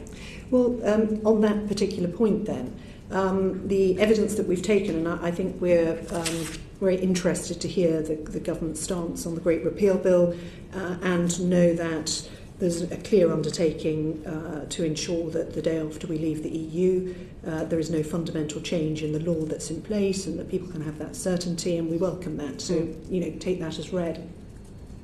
But there's one area that's come out clearly to us in the evidence we've given around the role of the Charter of Fundamental Rights and the sort of backstop role that plays in assuring equality into the future, which will be removed because it's not possible. And having talked to various other ministers informally, I think there's a general acknowledgement that it's not possible to embed the Charter of Fundamental Rights into a Great Repeal Bill because it's so dependent on the EU structures. So, what's the position of the government on that particular point? Because it really is something that we're finding it difficult to get a government position on. Well, obviously, the background to the EU Charter is that it collects in a single document, which is why it's called a charter, the fundamental rights and principles that are protected more broadly across the many aspects of EU law. Our sense is that it doesn't add to them, and therefore, from our perspective, I would go back to what I basically said to Philip earlier. We already have our strong equalities legislation in place, and therefore, per se, us leaving the European Union doesn't affect that. But it does, because the Charter has a very different role to the Equality Act. At the moment, Parliament tomorrow could decide to repeal the Equalities Act. I have no belief at all that any government that we know would want to do that, but strange things happen in politics, as we've seen. So the role of the Charter is to provide a fundamental backstop to stop ultimately to stop Parliament repealing that. And because we don't have a constitution, there is a change there. It may be the government welcomes that change, but it's not that there isn't going to be a change. There will be, because there will not be that fundamental backstop to stop Parliament really backtracking on the equality rights that we've already got in place. And I think that's, I understand the point that you're making, Chair. I think you could make that argument for a range of, in fact, pretty much any legislative protections that are in place in law for UK citizens. Necessarily leaving the European Union is about us getting control in our Parliament for the laws that British people have to live under, and obviously that matters because our constituents vote for the people that they want to represent them, who then vote on those laws and debate them and indeed take part in important select committees. So the bottom line is that it should be in future down to the UK Parliament to take decisions on equalities. As you've said, I think we've got a strong legislative base, and indeed I very much hope that we won't ever see a Parliament rolling back on the progress that we've made over the years. But the point of leaving the EU, amongst many things, but importantly, is that it's this place that takes those decisions. But it's why the debate that we have on equalities in Britain really matters, though, and you have a very broad spectrum of inquiries that you do, because fundamentally the issue that you look at touches on so many people's lives. I spent a lot of time in my previous role in DFID trying to improve the prospects of women and girls around the world. I think it's equally important for me to now play a strong role in leading that effort to improve the rights and the prospects for women and girls here in the UK, alongside other groups that suffer from discrimination. So you think Parliament should have the flexibility to be able to change equality law and perhaps even weaken it? Well, I think in the end Parliament is sovereign. That's the fundamental impact of our exit from the EU, and that's a matter for Parliament. My position on all of these issues, I think, is very long-standing and very well known, and almost certainly shared by people around the committee, which is I want to see us protect human rights, I want to see us take more steps to tackle discrimination, and I want the UK to be held up as a country around the world that is activist in all of these areas. I hope that we have a Parliament that will reflect that in continuing to develop our laws that we all live under, and I will always be a voice for progress on human rights. And what plans does the government have to map civil society and research work in the equalities sphere, which currently makes use of EU networks and funding?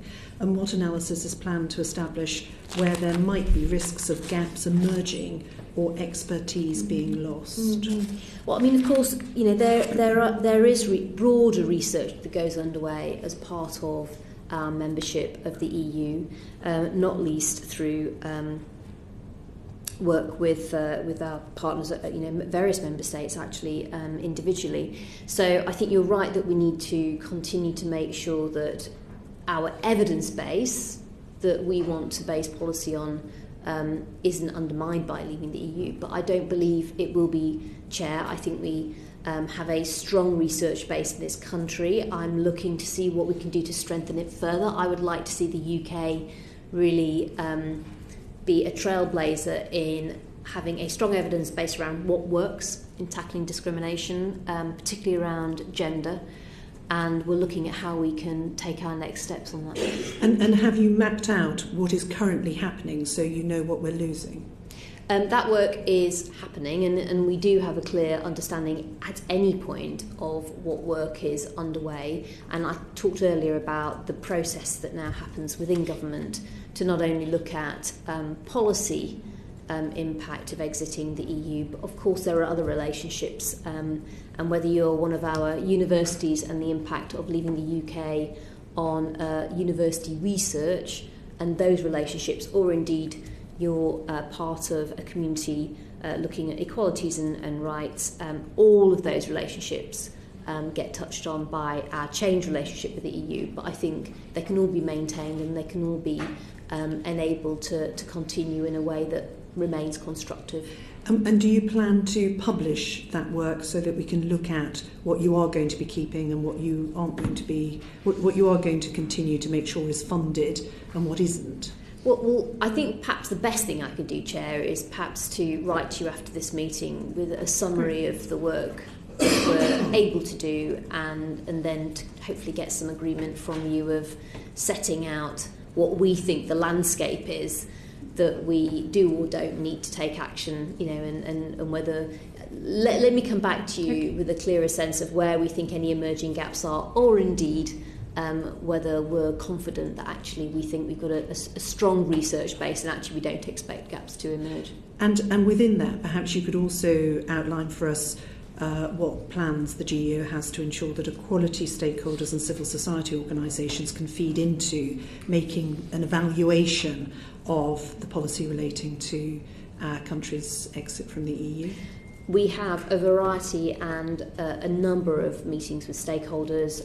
I had a number of stakeholders into the department earlier last week talking about women's economic empowerment, and we'll absolutely make sure that as part of that work that we are constantly discussing with partners around how we can make sure that we make exiting the EU something that doesn't in any way impinge on the strong work that's already underway and the strong position we've got. And if anything, we should be using it as a springboard to say what more can we do.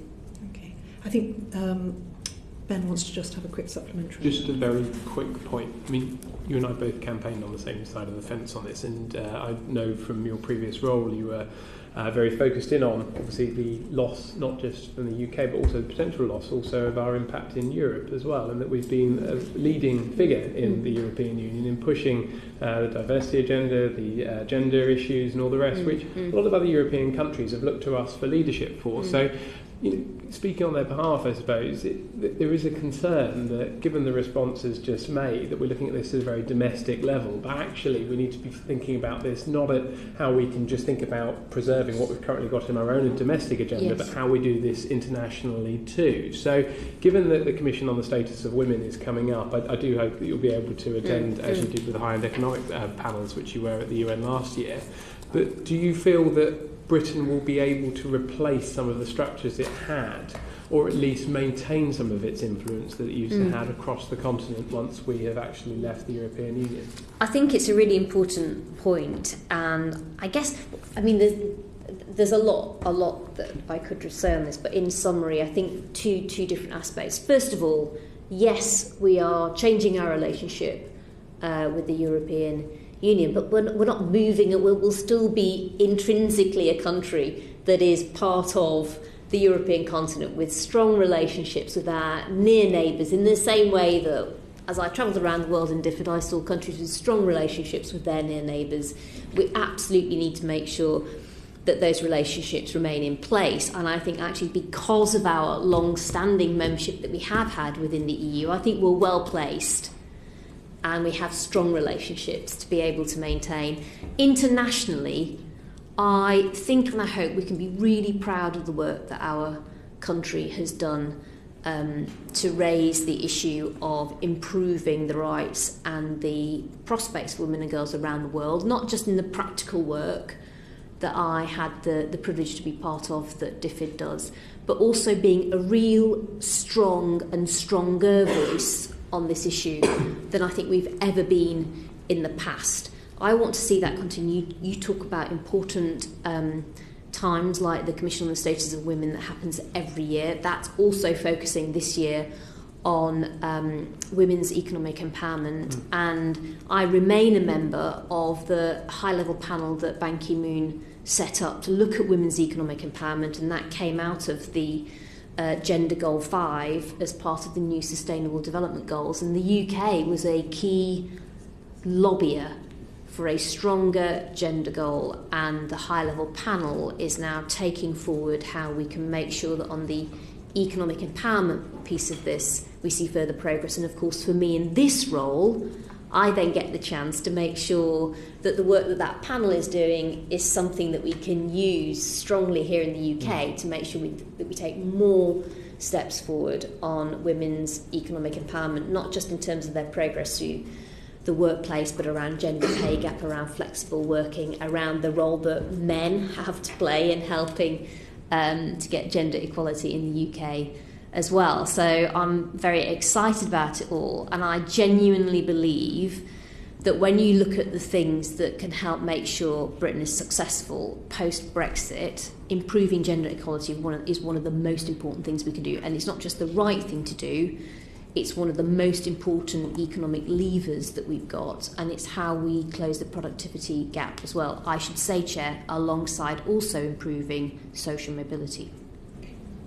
I'm incredibly pleased to hear that, and it's great to hear that it's loud and clear as well. I'm sure that will continue over in the coming months as we go through the different negotiations.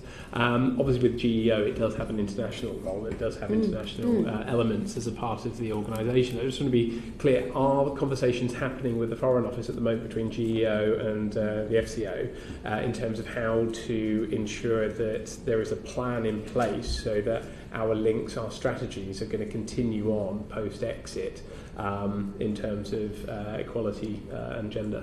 I'm confident, Ben, that we have not only the right mechanisms in place, but that there's also the genuine political will of people concerned to keep this high up our agenda. And let's not forget, our Prime Minister is a woman, but as importantly a person who did a huge amount on this agenda. And when we did the Girl Summit in 2014, the Home Office and Theresa May as Home Secretary then co-hosted it with DFID, and we used it as a real moment to take additional steps on tackling violence against women and girls here in the UK. So I think we're very well placed.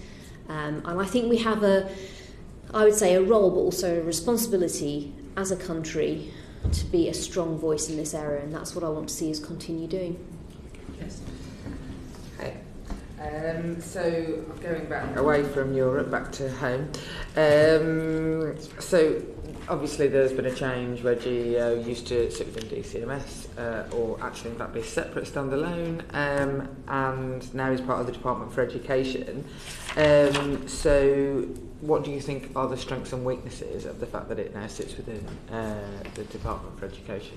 Well, on a purely personal level, I think it makes a huge amount of sense, because it certainly enables me, now in the role as Secretary of State for Education, to be able to continue all of the work that we led internationally, but to now bring my focus to how we can translate that into a domestic push on it too. And I'd actually like to pay tribute to my predecessor, Nicky Morgan, who did a huge amount of work on this too, and indeed, Chair, your role as well. So I think I'm determined to make sure that I bring all of my experience from DFID into this important role.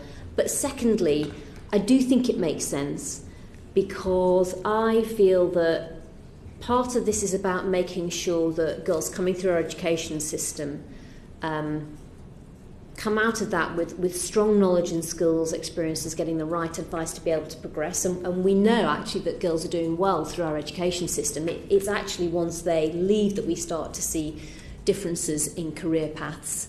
I think it fits very well with our portfolio and our policy remit. I also think it sits alongside our responsibility for example, childcare and the 30 hours manifesto commitment that we're putting into practice, because we know that when you look at, we won't talk in detail about gender pay gap, but when you look at the stats on gender pay gap, actually the big problem we've got really is what happens after women head off and start to have their family and their first child. So actually the work around flexible working, but also giving women stronger choices that are more viable to be able to get back into the workplace are really important. And again, they're part of the department that GEO now sits in. And I think more broadly, we talked about women and that aspect of equalities a lot, but when you look at LGBT and bullying and some of the work that we need to do in schools, I think there's another really natural crossover there that we can take advantage of, whilst, as I said, recognising that it's very important that GEO is sharp-elbowed across government to make sure that other departments also reflect the importance of this agenda in their policy remits. And how would you say, obviously I'm not expecting some sort of diagram of minute by minute, but how would you say you split your responsibilities between the state being the Education Minister and the Minister for Women? That's a really good question. The answer is it depends on the week, as you can imagine, but the bottom line is I am massively committed to this, and on a personal level it really matters to me as much as anything else. So, it does get a lot of my attention. the whole role that I've got, I think, is hugely important, and I'm determined to do my best on it. But this is a big part of it. I say with confidence that I don't doubt your commitment at all, and so having the different personnel in the role of Women and Equalities Minister obviously makes a huge difference. People matter. The people's personalities, people's ability to work with other people matters. So this is in no way a personal sort of probing of that question. Do you not, because of your commitment, feel that potentially it should be a standalone thing, a standalone position, as a standalone remit? In the end, I think it's a matter for the PM how she wants to organise different government departments. I think I can just assure you of my 100% commitment to what we do and why, and I'm very proud to have the privilege of having this role, and I'm going to do my best, and I am doing my best to make sure that on some practical issues we do a better job working with this committee, but also that we have a look at what the big things are, but some of the smaller things that we can do that can make sure this agenda moves forward. And I think there's a massive opportunity for us. Well, long may you reign, because we could easily get a education secretary who wasn't as committed to the field. And I think historically, potentially, those people who held the post were given it, and their departments were given it because of their commitment to the field. But so let's hope you keep your job. I'm sure you hope that too. But with regard to the funding of GEO and where it sits within the accounts of the DfE, when it was in the DCMS, it had specific budget lines and sat in the accounts completely separately. However, and we all know, I'm sure I could talk all day about the problems in funding in the DfE. Currently, GEO sits just within the general DfE budget framework, and that is obviously a concern to us for whether it gets lost without a ring fence. Well, I think that we have a well-resourced GEO team. It's not just the quantity of people. I think it's important to get high-quality people who are massively committed to the agenda too. I also think, though, that beyond that, what I want to see my team doing is mainstreaming this agenda across the whole of the department as a start, and then, of course, doing the work across government. And when you look at, for example, go back to the new Sustainable Development Goals, how are we really going to achieve Gender Goal 5? Well, partly by mainstreaming effort across all of the other elements of those goals. And so I think it's a perfectly decent challenge, and I think the real test is being able to have a small focused team but then see it do a great job of changing our organisational culture across the DfE and across government. And that's the real test, actually. Should there be further Treasury cuts to the DfE? It's very difficult to know when it's not a distinct and standalone if it will be seen as an easy win in a budget line, or if it will be cut at the same rate as the proportion of the other DfE budget areas. But while we cannot see it in the accounts, we cannot tell whether that becomes the issue. Well, I go back to what I said, Jess. It is an important question. I believe we have got the right team and the right people in that team to really make a difference. I will be the first to talk to my permanent secretary if I feel that we are under-resourced in any way, whether in quantum or indeed in skills. Like all government departments, everybody could do more if they have more, but we have to live within our means. And maybe putting my chartered accountant hat on, I'm hopefully as well placed as any minister to try and make my money go as far as possible. Can I just press that point a little bit more? I mean, our job is scrutinising government. It's very difficult for us to scrutinise government if we don't know what the budgets are. So how are we going to know how much money you're spending? Chair, I think it sounds like I need to go away and write you another note to give you a sense of how we look at this. All I'm flagging up, though, is that really the key to success in making sure that this agenda is priority across my department of government is having it mainstream very broadly across our teams. And so that is about winning hearts and minds of policy officials in very different teams as well. Let me get you some additional details. We're not doubting your commitment, Secretary of State. I think what we're doubting is whether there's transparency there. And for our job, if there isn't transparency, it's damn difficult to know whether or not things are working as they should. So if you're able to clarify that, we'd be most grateful. Understood. Let me see if I can provide a bit more clarity. Brilliant. Okay, going back to moving away from the budget, I suppose it'd be interesting to hear what you consider to be the role of GOB in respect to equalities departments of other government departments when you're talking about this gold strand, and can you give us some examples of how, what GEO are doing and how you measure the influence that GEO has in other government departments? I think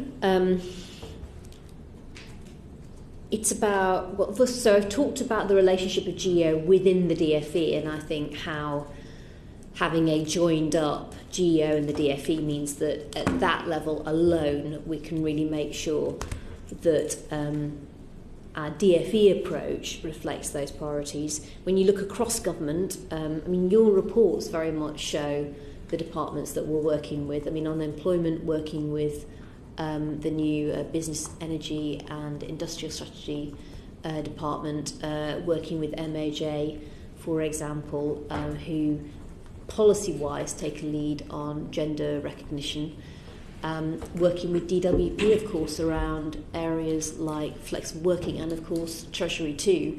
So we have a series of areas that we're, of course, pushing on, many of them reflected in the reports that you do, including things like gender pay gap, and then we work across government to make sure that the legislative changes that we want to bring through are taken forward. But then secondarily, where we need to get broader policy input, that takes place as well.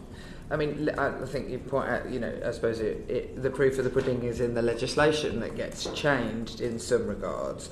But does GEO have any impact measurement system or reporting to yourself as the Minister on how effective they feel that they are being in influencing other government departments? I think it's hard to put a hard number on how we influence other government departments, but I think we are clear about our overall agenda. We're clear about what we want to try and achieve working across government, and as I've said, I want to make sure it's a team that's sharp-elbowed in making sure that the Women and Equalities brief is one that is at the top of every department's agenda, not just mine. And what levers does GEO have for ensuring that the equalities impacts of other departments' policies are assessed robustly and transparently? Our committee published a report in November calling for greater transparency from the Treasury about how it assesses the equalities impact of the spending reviews and fiscal events. And I suppose it would be interesting to hear how we can, transparency once again being the issue, how we can see what some of the, so on the day, for example, of the autumn statement, I stood up and asked about how much of the investment, new investment, which we would all welcome, will be spent on women's jobs, because it's largely about infrastructure, etc. And there's very little, the response of the Minister is just, we're not going to monitor that. There's very little transparency over how that is monitored. I think, the principal mechanism that we have is the public sector equality duty, and the fact that that feeds into policy making across the board. And of course it's complemented by the equalities impact assessments that are done for many policies as they get developed as well. I think that, Chair, one of the other reports that was finally released, I think on time, overnight, was from Treasury responding to your inquiry, and I am of course always happy to raise the issues alongside those raised by the committee with Treasury. I think it's important that we do have good understanding of the impact of government decisions on different groups of people in our country. I'm not entirely certain about the robustness and once again the transparency. So taking the example of the autumn statement about what equality impact assessment was done and how that can be reported to us as the body who have to scrutinise it. Gently suggest that that might fall into the problems around not having had a chance to look at the report yet. So maybe we could pend that for our next meeting for the end of May. Yeah? Excuse my exasperation. It's taken a while to come. So the Prime Minister has put a great deal of emphasis on promoting fairness and equality of opportunity. How will GEO flex its muscles in setting out to achieve this? In what, sorry, Jess? In setting out the Prime Minister's fairness, you know, the big speech in Downing Street. We'll think of them, not you. That one. Well, I think that there's probably three tranches of what I'd like to say in response to that. For me, particularly around women and girls, but I think more broadly on the equalities and discrimination agenda, I think it's about voice, choice and control. So for women and girls, it is about making sure that on voice we see another step up in women's participation in this place, but also at the council level. I think for the first time following recent by-elections, we now have a third of women in Parliament as MPs, and actually a third of the Cabinet are MPs as well, so that translates through into the Cabinet. But I think I want to, alongside lots of people, see the next step up in that, and I'm keen to look at what we can do to really see that move on. I think what we need to make sure is that we don't flatline now that we've got to a third. So I think improving women's voices in Parliament and in our political system. I think improving women's choices around employment in particular. We talked a little bit about this already. It's not just, though, about eliminating the gender pay gap and generation. We're closer to doing so than we've been in the past, but we've got some way to go still. It's also about seeing more female representation on FTSE 350 boards. It's about also seeing women more in control of their lives, and by that I mean continuing to tackle violence against women and girls, and that has an element of that that's important for schools to do. So there's a big agenda. I could talk a lot more extensively, but I know we haven't got time, Chair. No. But there's two other things that I really just wanted to mention. So there's women and girls, there's the women, but on equalities, I think around the LGBT agenda, that's hugely important, but also around disability as well. I don't believe that we really will be a country for everyone until everyone feels that and has the chance to really play a full role in British society and British life, and that absolutely follows for disabled people. And certainly for me as a local MP, I've done a lot of work to try and make sure that practical steps that we can take at the local level, for example making public transport accessible, takes place, and I would like to use this role to continue to see more very practical steps often taken that can make an impact. And I think that then sits alongside the work that we all need to do on changing attitudes. And I think actually that a younger generation of people growing up in Britain have, for example, maybe different attitudes on diversity and LGBT issues than an older generation maybe. And I think, we need to get their voices to be speaking on behalf of what they think they want to see in terms of equality as well.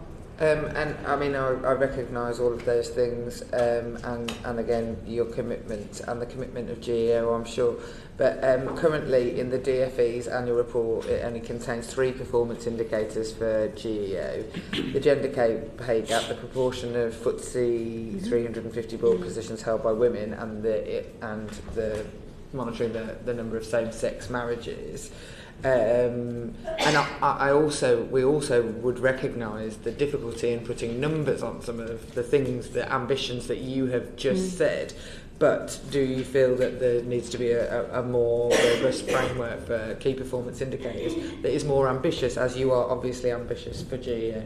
I think, the indicators that we've got very much tie back to the commitments that we've made on the manifesto. And as you say, Jess, numbers can tell you so much, but sometimes they're not the full picture. So if you look at FGM is a good example of where what we're trying to do is actually stop FGM happening, although we strengthened the ability of our courts, frankly, to take legal action against people who do force young girls to undergo FGM.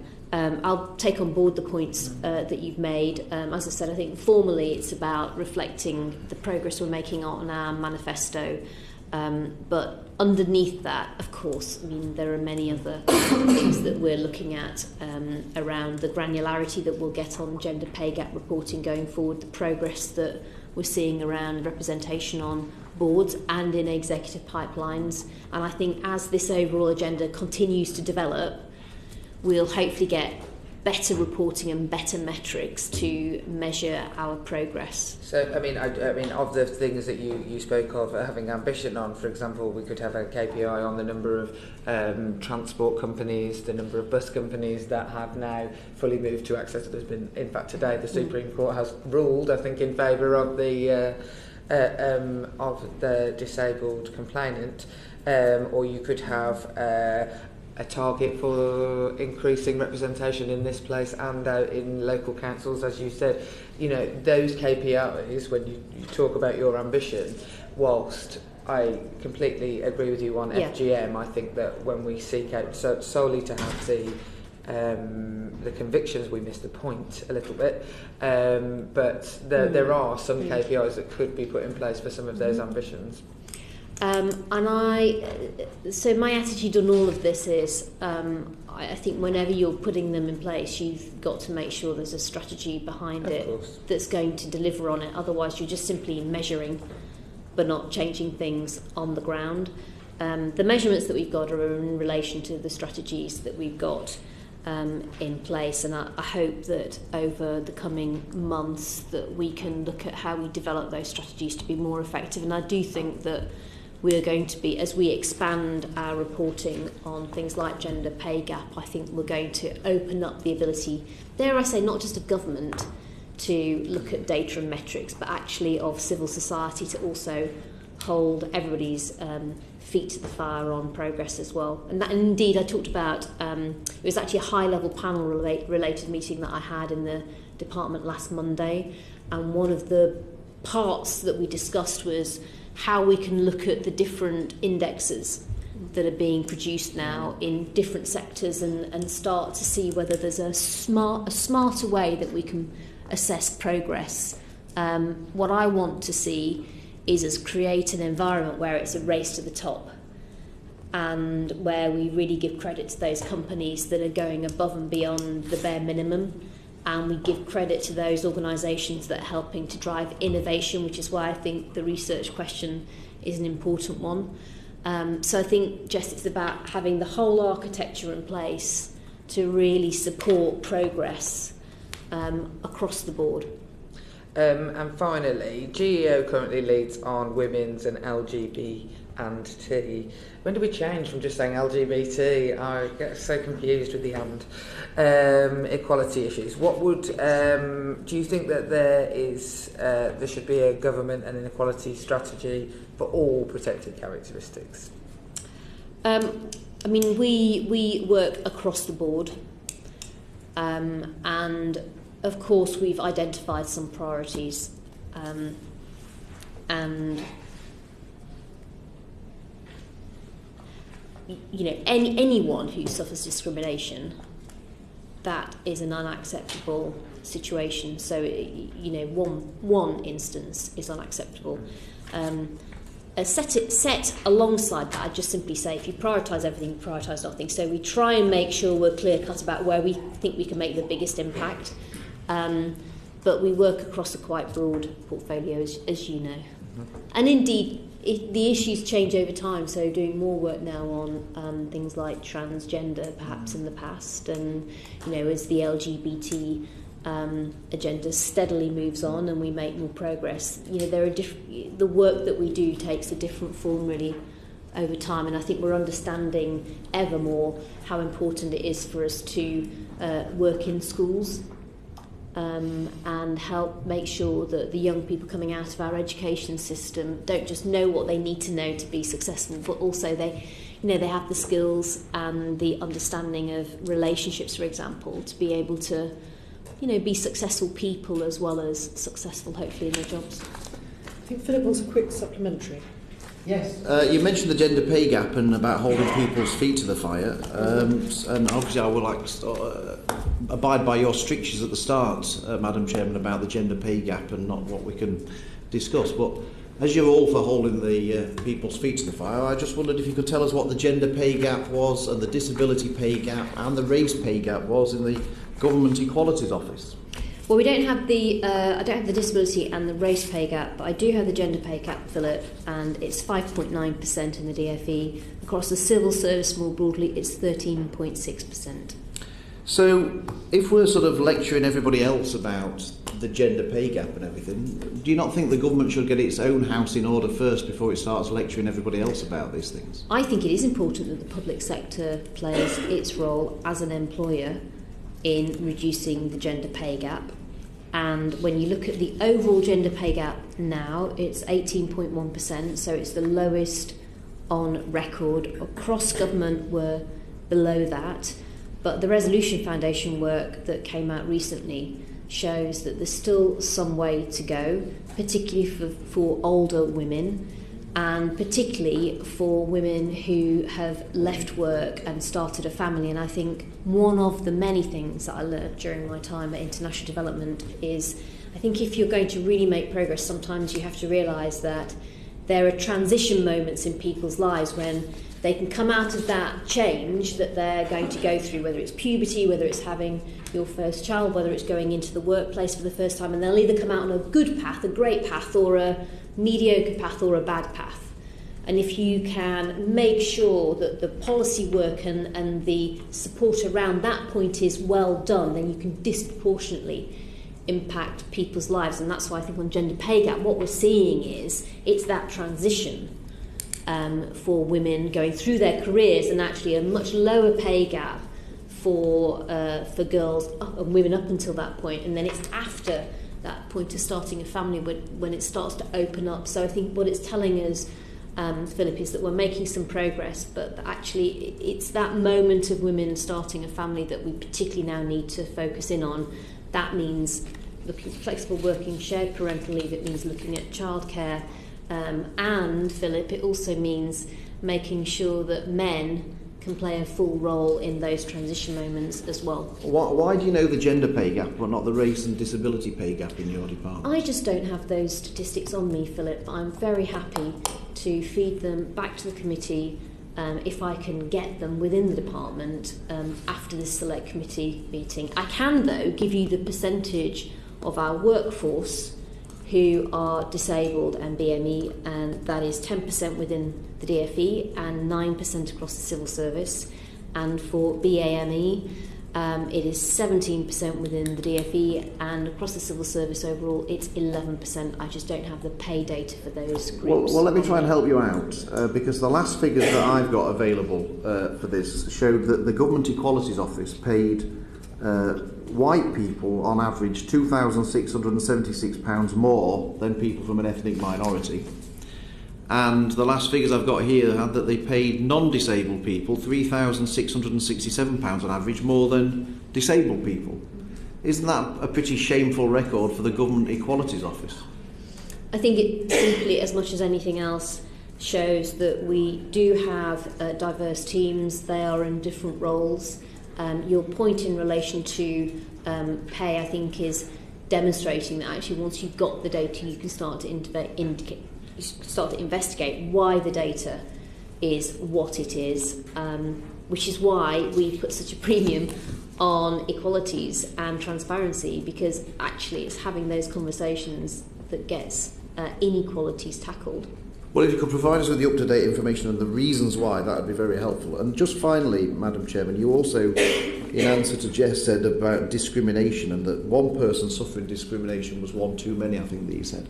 Can you tell us how many complaints your department's had from members of its own staff about discrimination over the last, say, 4 or 5 years, whether it be race discrimination, disability discrimination or sex discrimination? I don't have those details on me, Philip. I'm very happy to write to the committee with further details on it. I think we have strong processes in place, not just in the DfE but across government, and I think that's important. Angela. Thank you, Chair. And if I could just say, as a starting point, as we approach LGBT History Month, I would welcome, obviously, a move from the government towards committing to reforming the Gender Recognition Act.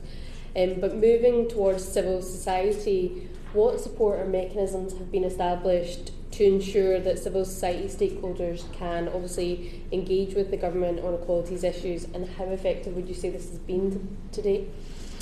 We do have regular engagement with civil society, both in terms of one-to-one meetings, roundtables, and also events that we host as a Government Equalities Office. One of those took place before Christmas, particularly looking at the women and girls aspect of equalities that I was part of.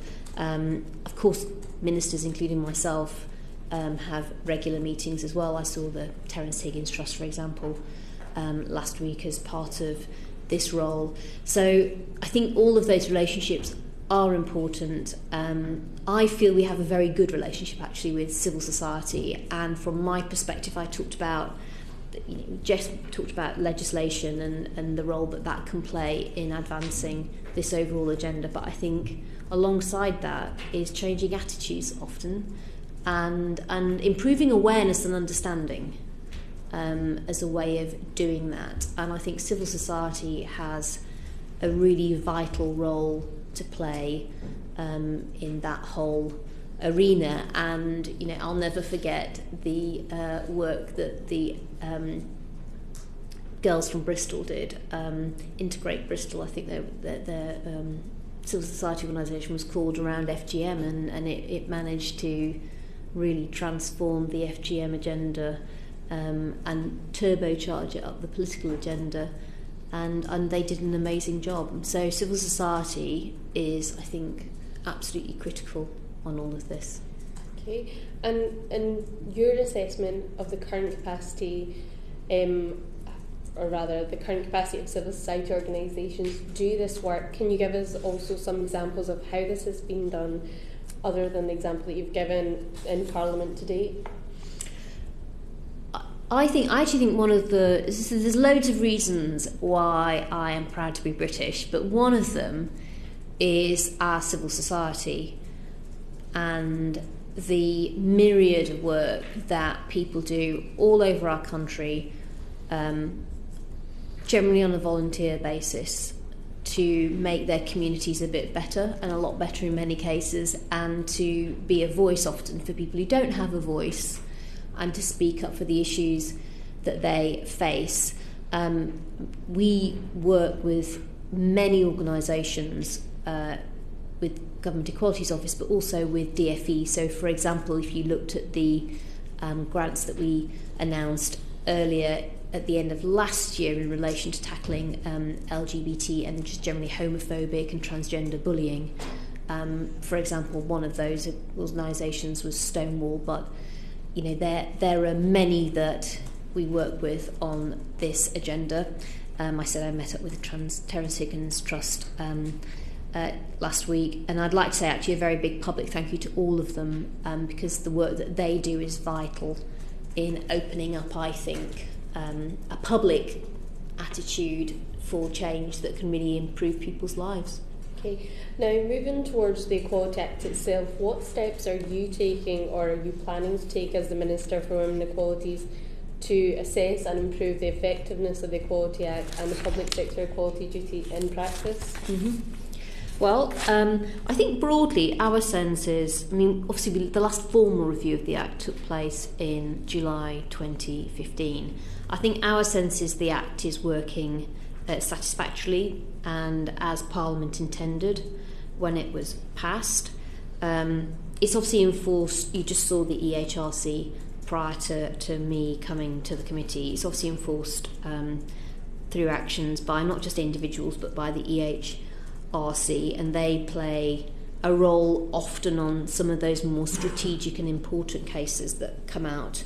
And I think that overall the Equalities Act is a really strong base for us, but we should continue to be prepared to look at how it needs to adapt over time for a modern Britain that frankly is ever changing.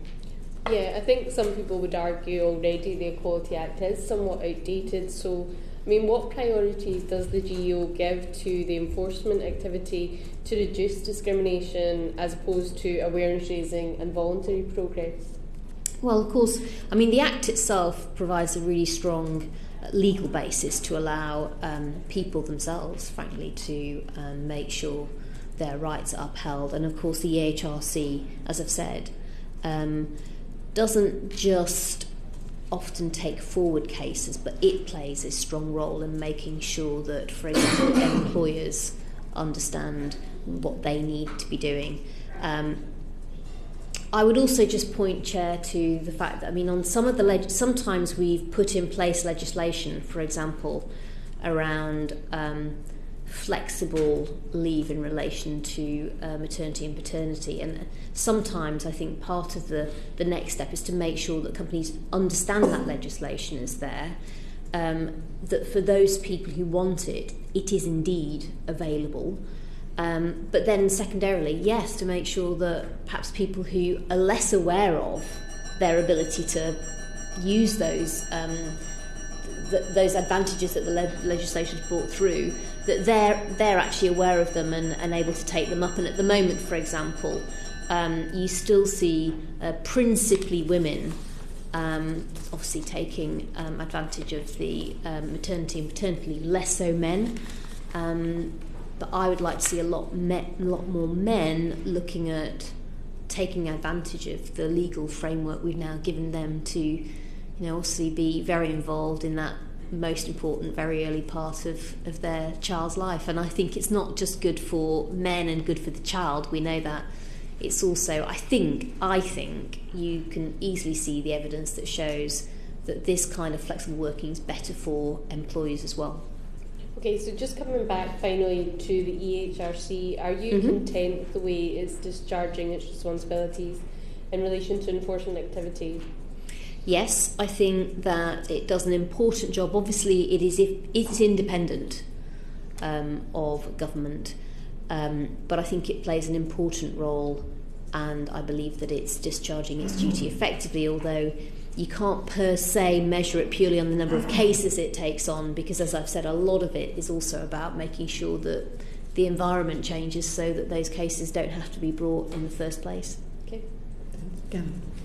We talked understandably a lot about gender in this session up until now. I'd like to talk about religion and a few other associated issues. In our report on Muslims in employment, we revealed that unemployment rates for Muslims are about twice that in the general population. 41% of Muslims are economically inactive, and 2/3 of those are women. And of course, many of those women face a triple discrimination between their race, their religion, and their gender. So given that, can you justify the government's rejection of the central premise of that report, namely that there are specific disadvantages and they require a specific response from government? I do recognise how important this is. I am a local MP who represents a mixed community in my part of London, And I think your characterisation of our response to the report is a little harsh. We actually only rejected 2 out of 17 recommendations. But I think from our perspective, we feel that we are seeing progress. I think you're right to highlight it as an issue to focus on. I think the good news is that we are seeing progress, and in fact there were 45% more Muslim women in work in 2015 than in 2011. So we're seeing quite rapid change over time, and I think part of that will also be reinforced by a new generation of young Muslim women growing up who have expectations, quite rightly, of being part of our economy as well as our society. So I think we're making progress in this, Gavin, and I think we gave a positive response to your report. I of course acknowledge that there were 2 recommendations we didn't agree with, though. I mean, just to be clear, I'm characterising the central aspect of our report being around saying there should be a specific piece of work and stream of work there, but you referred to the 2 that you rejected. Let me just refer to one other, which is our recommendations around the conflation between counter-extremism work and integration work. Now, as the Minister with responsibility for the GO, how will you work to ensure that the counter-extremism work, which is essential in government, doesn't further reinforce inequality for those who are Muslim faith? So, I mean, in relation to the issues that report raised, there is not only progress but a lot of work going on across government to make sure that progress continues. One of the first announcements that the incoming Prime Minister made was a race audit across government to look at how our public services treat people from different backgrounds. We're also trialling new ways in Job Centre Plus to make sure that staff there are thinking creatively, but also working effectively in engaging some of the communities that perhaps have been less involved in the workplace, as it were, in employment in the past, so that we're tailoring employment services. We are working and engaging Muslim communities through a number of faith and integration projects. Of course, that sits alongside other work we've got to make sure that English language, whilst not exclusive obviously to being offered to Muslims, those sorts of courses and the availability should be absolutely targeted to make sure that they're available to Muslim women. And of course 30 hours childcare that we'll be putting in place, free childcare that we'll be putting in place starting from September this year, will also help. I think your point around effectively ensuring that the work that's done on counter-extremism and the work that's done on integration works as a whole, I think it's very well made, and I think it's extremely difficult because in some respects even positive steps that communities but also government and government departments can take can sometimes be taken negatively, and sometimes there's so much you can do to manage that when a kind of constructive proposal is made that is not seen as constructive. But I think we are alive to those risks and indeed trying to manage them. However, I think there's a lot more work that we can and that we need to do. And when you look at the report that Louise Casey released at the end of last year, I think it really I think it was a call to action that there's a lot further that we all need to go, and that all government departments, but actually more broadly, we've all probably got a role to play in helping to make sure that integration can take place. And I can only speak, again, from my own experience locally, but in my case, I have a local Muslim community, principally the Ahmadiyya Muslim community, that is incredibly well integrated and is an integral part of our overall community. And I think we can also learn from what's working, as well as, of course, using the report that Louise Casey produced to get a sense of where things aren't working, and that DCLG will, of course, respond to Louise Casey's report. Well, I'm glad to hear that you're alive to the possibility that communities might take well-intentioned actions by government in the wrong way. I think you'd also probably be aware that there are actions by government which reinforce the link between counter-extremism and integration. For example, the announcement around language courses not as being a carrot for communities but as a stick.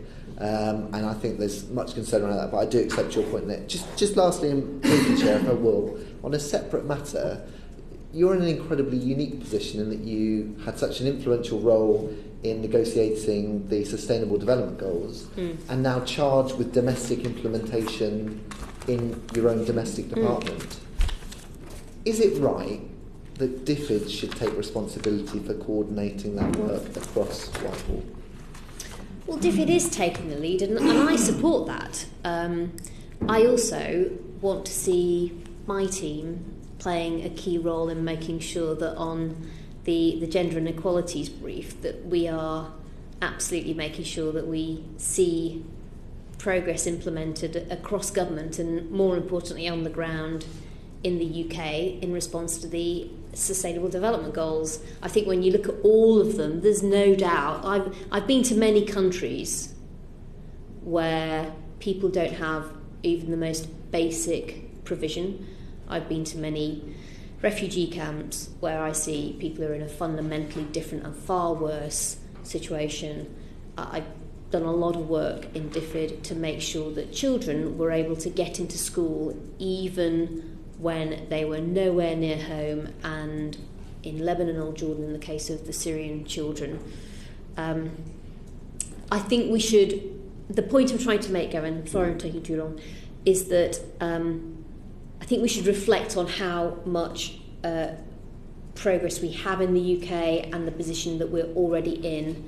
It is extremely important that we show credibility on ourselves delivering on the SDGs, because they are universal, they relate to all countries, and you have my assurance certainly that I think they do matter, and particularly on Gender Goal 5, as we've talked about, I really want to see what I can do to bring this alive for our country, and to use my work on the high level panel and what that will come out with as concrete actions from the next phase of our work, which we hope will be in place and complete by the Commission on the Status of Women.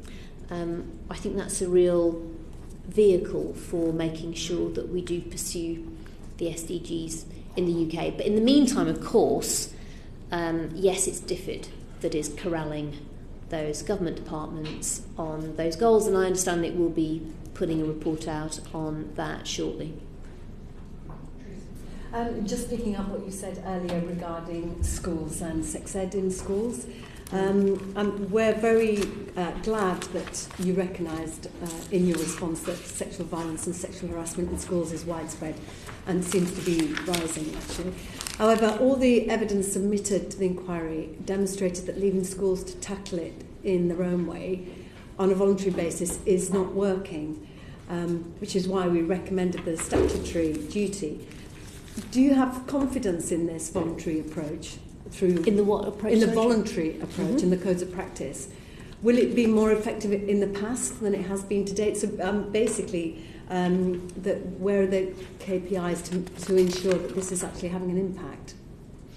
Well, I've been very clear that I do think we need to look at this area. When you look at the backdrop to it, which is some guidelines that were first pulled together in 2000 and haven't been updated since, I think it is important that we look at what we can do to address that. I spoke and chaired not just to this select committee but to the Education Select Committee back in September, reflecting that. I think the key to success is making sure that we don't rush in like a bull in a china shop, that we really understand the different parts of this that need to be properly tackled. It's not just the what, and I've talked about how the guidelines are very old in a changing world. It's also how it's taught, and when you look at Ofsted, they've reflected on PSHE more broadly not always being taught effectively within schools.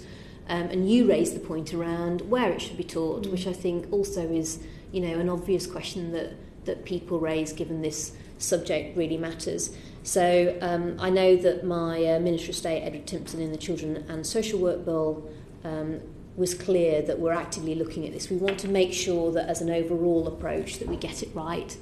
I think I certainly wouldn't want to open up an important discussion that really matters to parents as much as anything else, and especially to young people. I wouldn't want to do that in a way that was ham-fisted. So it's why I'm talking with groups like Terrace Higgins Trust, for example. I want to make sure that if we take a fresh look at this, that we do it in a responsible way and that we get it right. And my sense is that I think we can do that.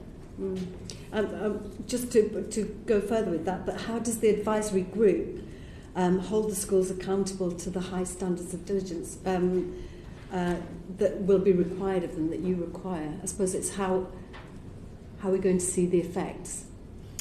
I think so. See, the advisory group will help us ensure that we've got the right follow-up on the work that's underway within schools. I talked about some of the grants that we set out last year. That was following earlier grants that we'd also put in relation to sexual harassment and bullying and sexting and that whole area within schools. So the advisory group will mean that we have a series of experts who can give us a clear sense of whether they feel that we're making progress or not. But of course, a lot of those programmes are predominantly delivered by civil society groups who themselves, I think, can also play a role in feeding back on the outcomes. And the way in which our grant-making process would always work is to be clear-cut on what we're expecting as outcomes in schools and the breadth of that work that would take place. So I think we are well placed to monitor progress on all of this, but progress there does need to be. I suppose that's the next question, just on that progress, that the Minister of Children and Families gave evidence to us in July last year, saying the government was genuinely actively reviewing PSHE and SRE and hoped to make significant progress in the next few weeks and months, and that was 6 months ago. Well, can you give us the firm date for when the government might announce its plans for ensuring that sex and relationships education is taught appropriately? I think that the first public comment I made on this was in September, once I was at the Education Select Committee. But Edward Timpson, who's the Minister of State concerned, has been very clear that over the course of the Children's Social Work Bill, we'll make sure that we set out our next steps, and we're actively working on that. Thank you. I know Ben wants to just ask a supplementary, but some research from Bernardo's this week showed that 7 out of 10 children want compulsory sex and relationship education. Do you agree with them? I think it shows why we're right to be, as I would call it, actively reviewing the situation. It's not the only piece of research, Chair, that's pointing to this. Our children are growing up in a very different world, and it's one that they are confronted with through social media 24 hours a day in some respects, and it's why part of the solution to how we make progress is not just around a stronger approach within schools. I also think technology can play a role in this as well, in helping children deal with the problem, as well as you know the challenge it gives in exacerbating bullying in some respects that's gone on in the past. So there's lots of work to be done. Bernardo's is another report that yet again sets out why it's important that we look at this, and I hope we can have a constructive children only debate. get one childhood, and for every week, a month that we don't act on this, it's another cohort of children who isn't getting the right support. We can all give very warm words, but what children are calling for is action. So I'm really pleased that Edward Timpson will be setting things out in the social work bill, but I hope it's in some great detail, because I think that's what children and parents want. And after 16 years, I hope that we'll be able to set out some strong steps forward. But I also hope that people will reflect that there's been a lot of time with no action, and and I aim to make sure that that we address some of the issues that Bernardo is raising, and the broader ones around having a strong approach in this area, because it does matter. And they'll applaud you for the action you take, I'm sure. Ben? Yeah, just follow on point from exactly what the Chair said, and I share your sentiments on this. In fact, the Chair plug for yourself here launched a very good campaign yesterday, hashtag SSRE as well, which is widely available on Twitter. But in relation to the Children and Social Work Bill, obviously it's gone through committee stage, and Ofsted was a recommended option for the regulation. Mm-hmm. And I appreciate the reasons why, and I've read Edward Timpson's comments, the Minister's comments, quite carefully on that. But without giving too much away, and I'm sure you probably can't say everything here, but what would you see as an appropriate type of regulator for appropriate levels of SRE going forward? Well, that'll flow from the approach that's taken in the future, and I think that I would simply reflect that, obviously this is a very sensitive subject for many stakeholders, but most of all parents and children, and I hope that we can have a very measured debate on the very real issues that have led to calls such as your own, Chair, and the Select Committee for Progress. It's really important that if we're taking any steps forward on this, that they're the right ones, and the voice of young people especially is at the centre of our thinking in terms of how we have a stronger approach in the future. I can't thank you enough for your time today, Secretary of State. Just one closing question from me. We've got one outstanding report on maternity discrimination, which is a shocking report because it shows, as indeed the Equality and Human Rights Commission report has shown, an increased level of, or increased numbers of women who feel they're suffering discrimination during their pregnancy and when they return to work. It's now 11 weeks since we should have received a report from that, a response on that. I realise that this again falls into the category of requiring input from other departments, but given the gravity of the situation, what assurances can you give the committee that we're going to receive a reply in the near future, and hopefully not simply before the next time we see you? You're right to say that this is that it's the Bays department leading on this report.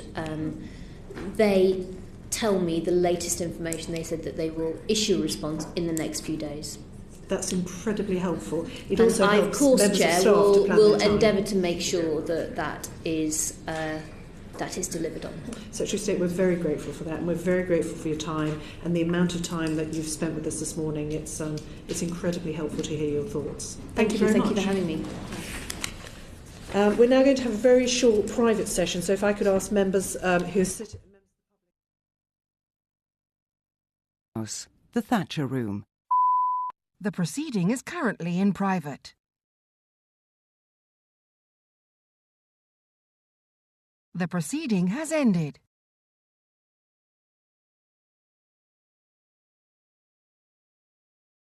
The proceeding has ended.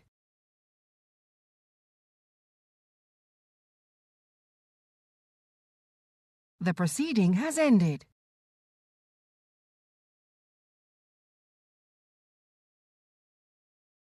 The proceeding has ended.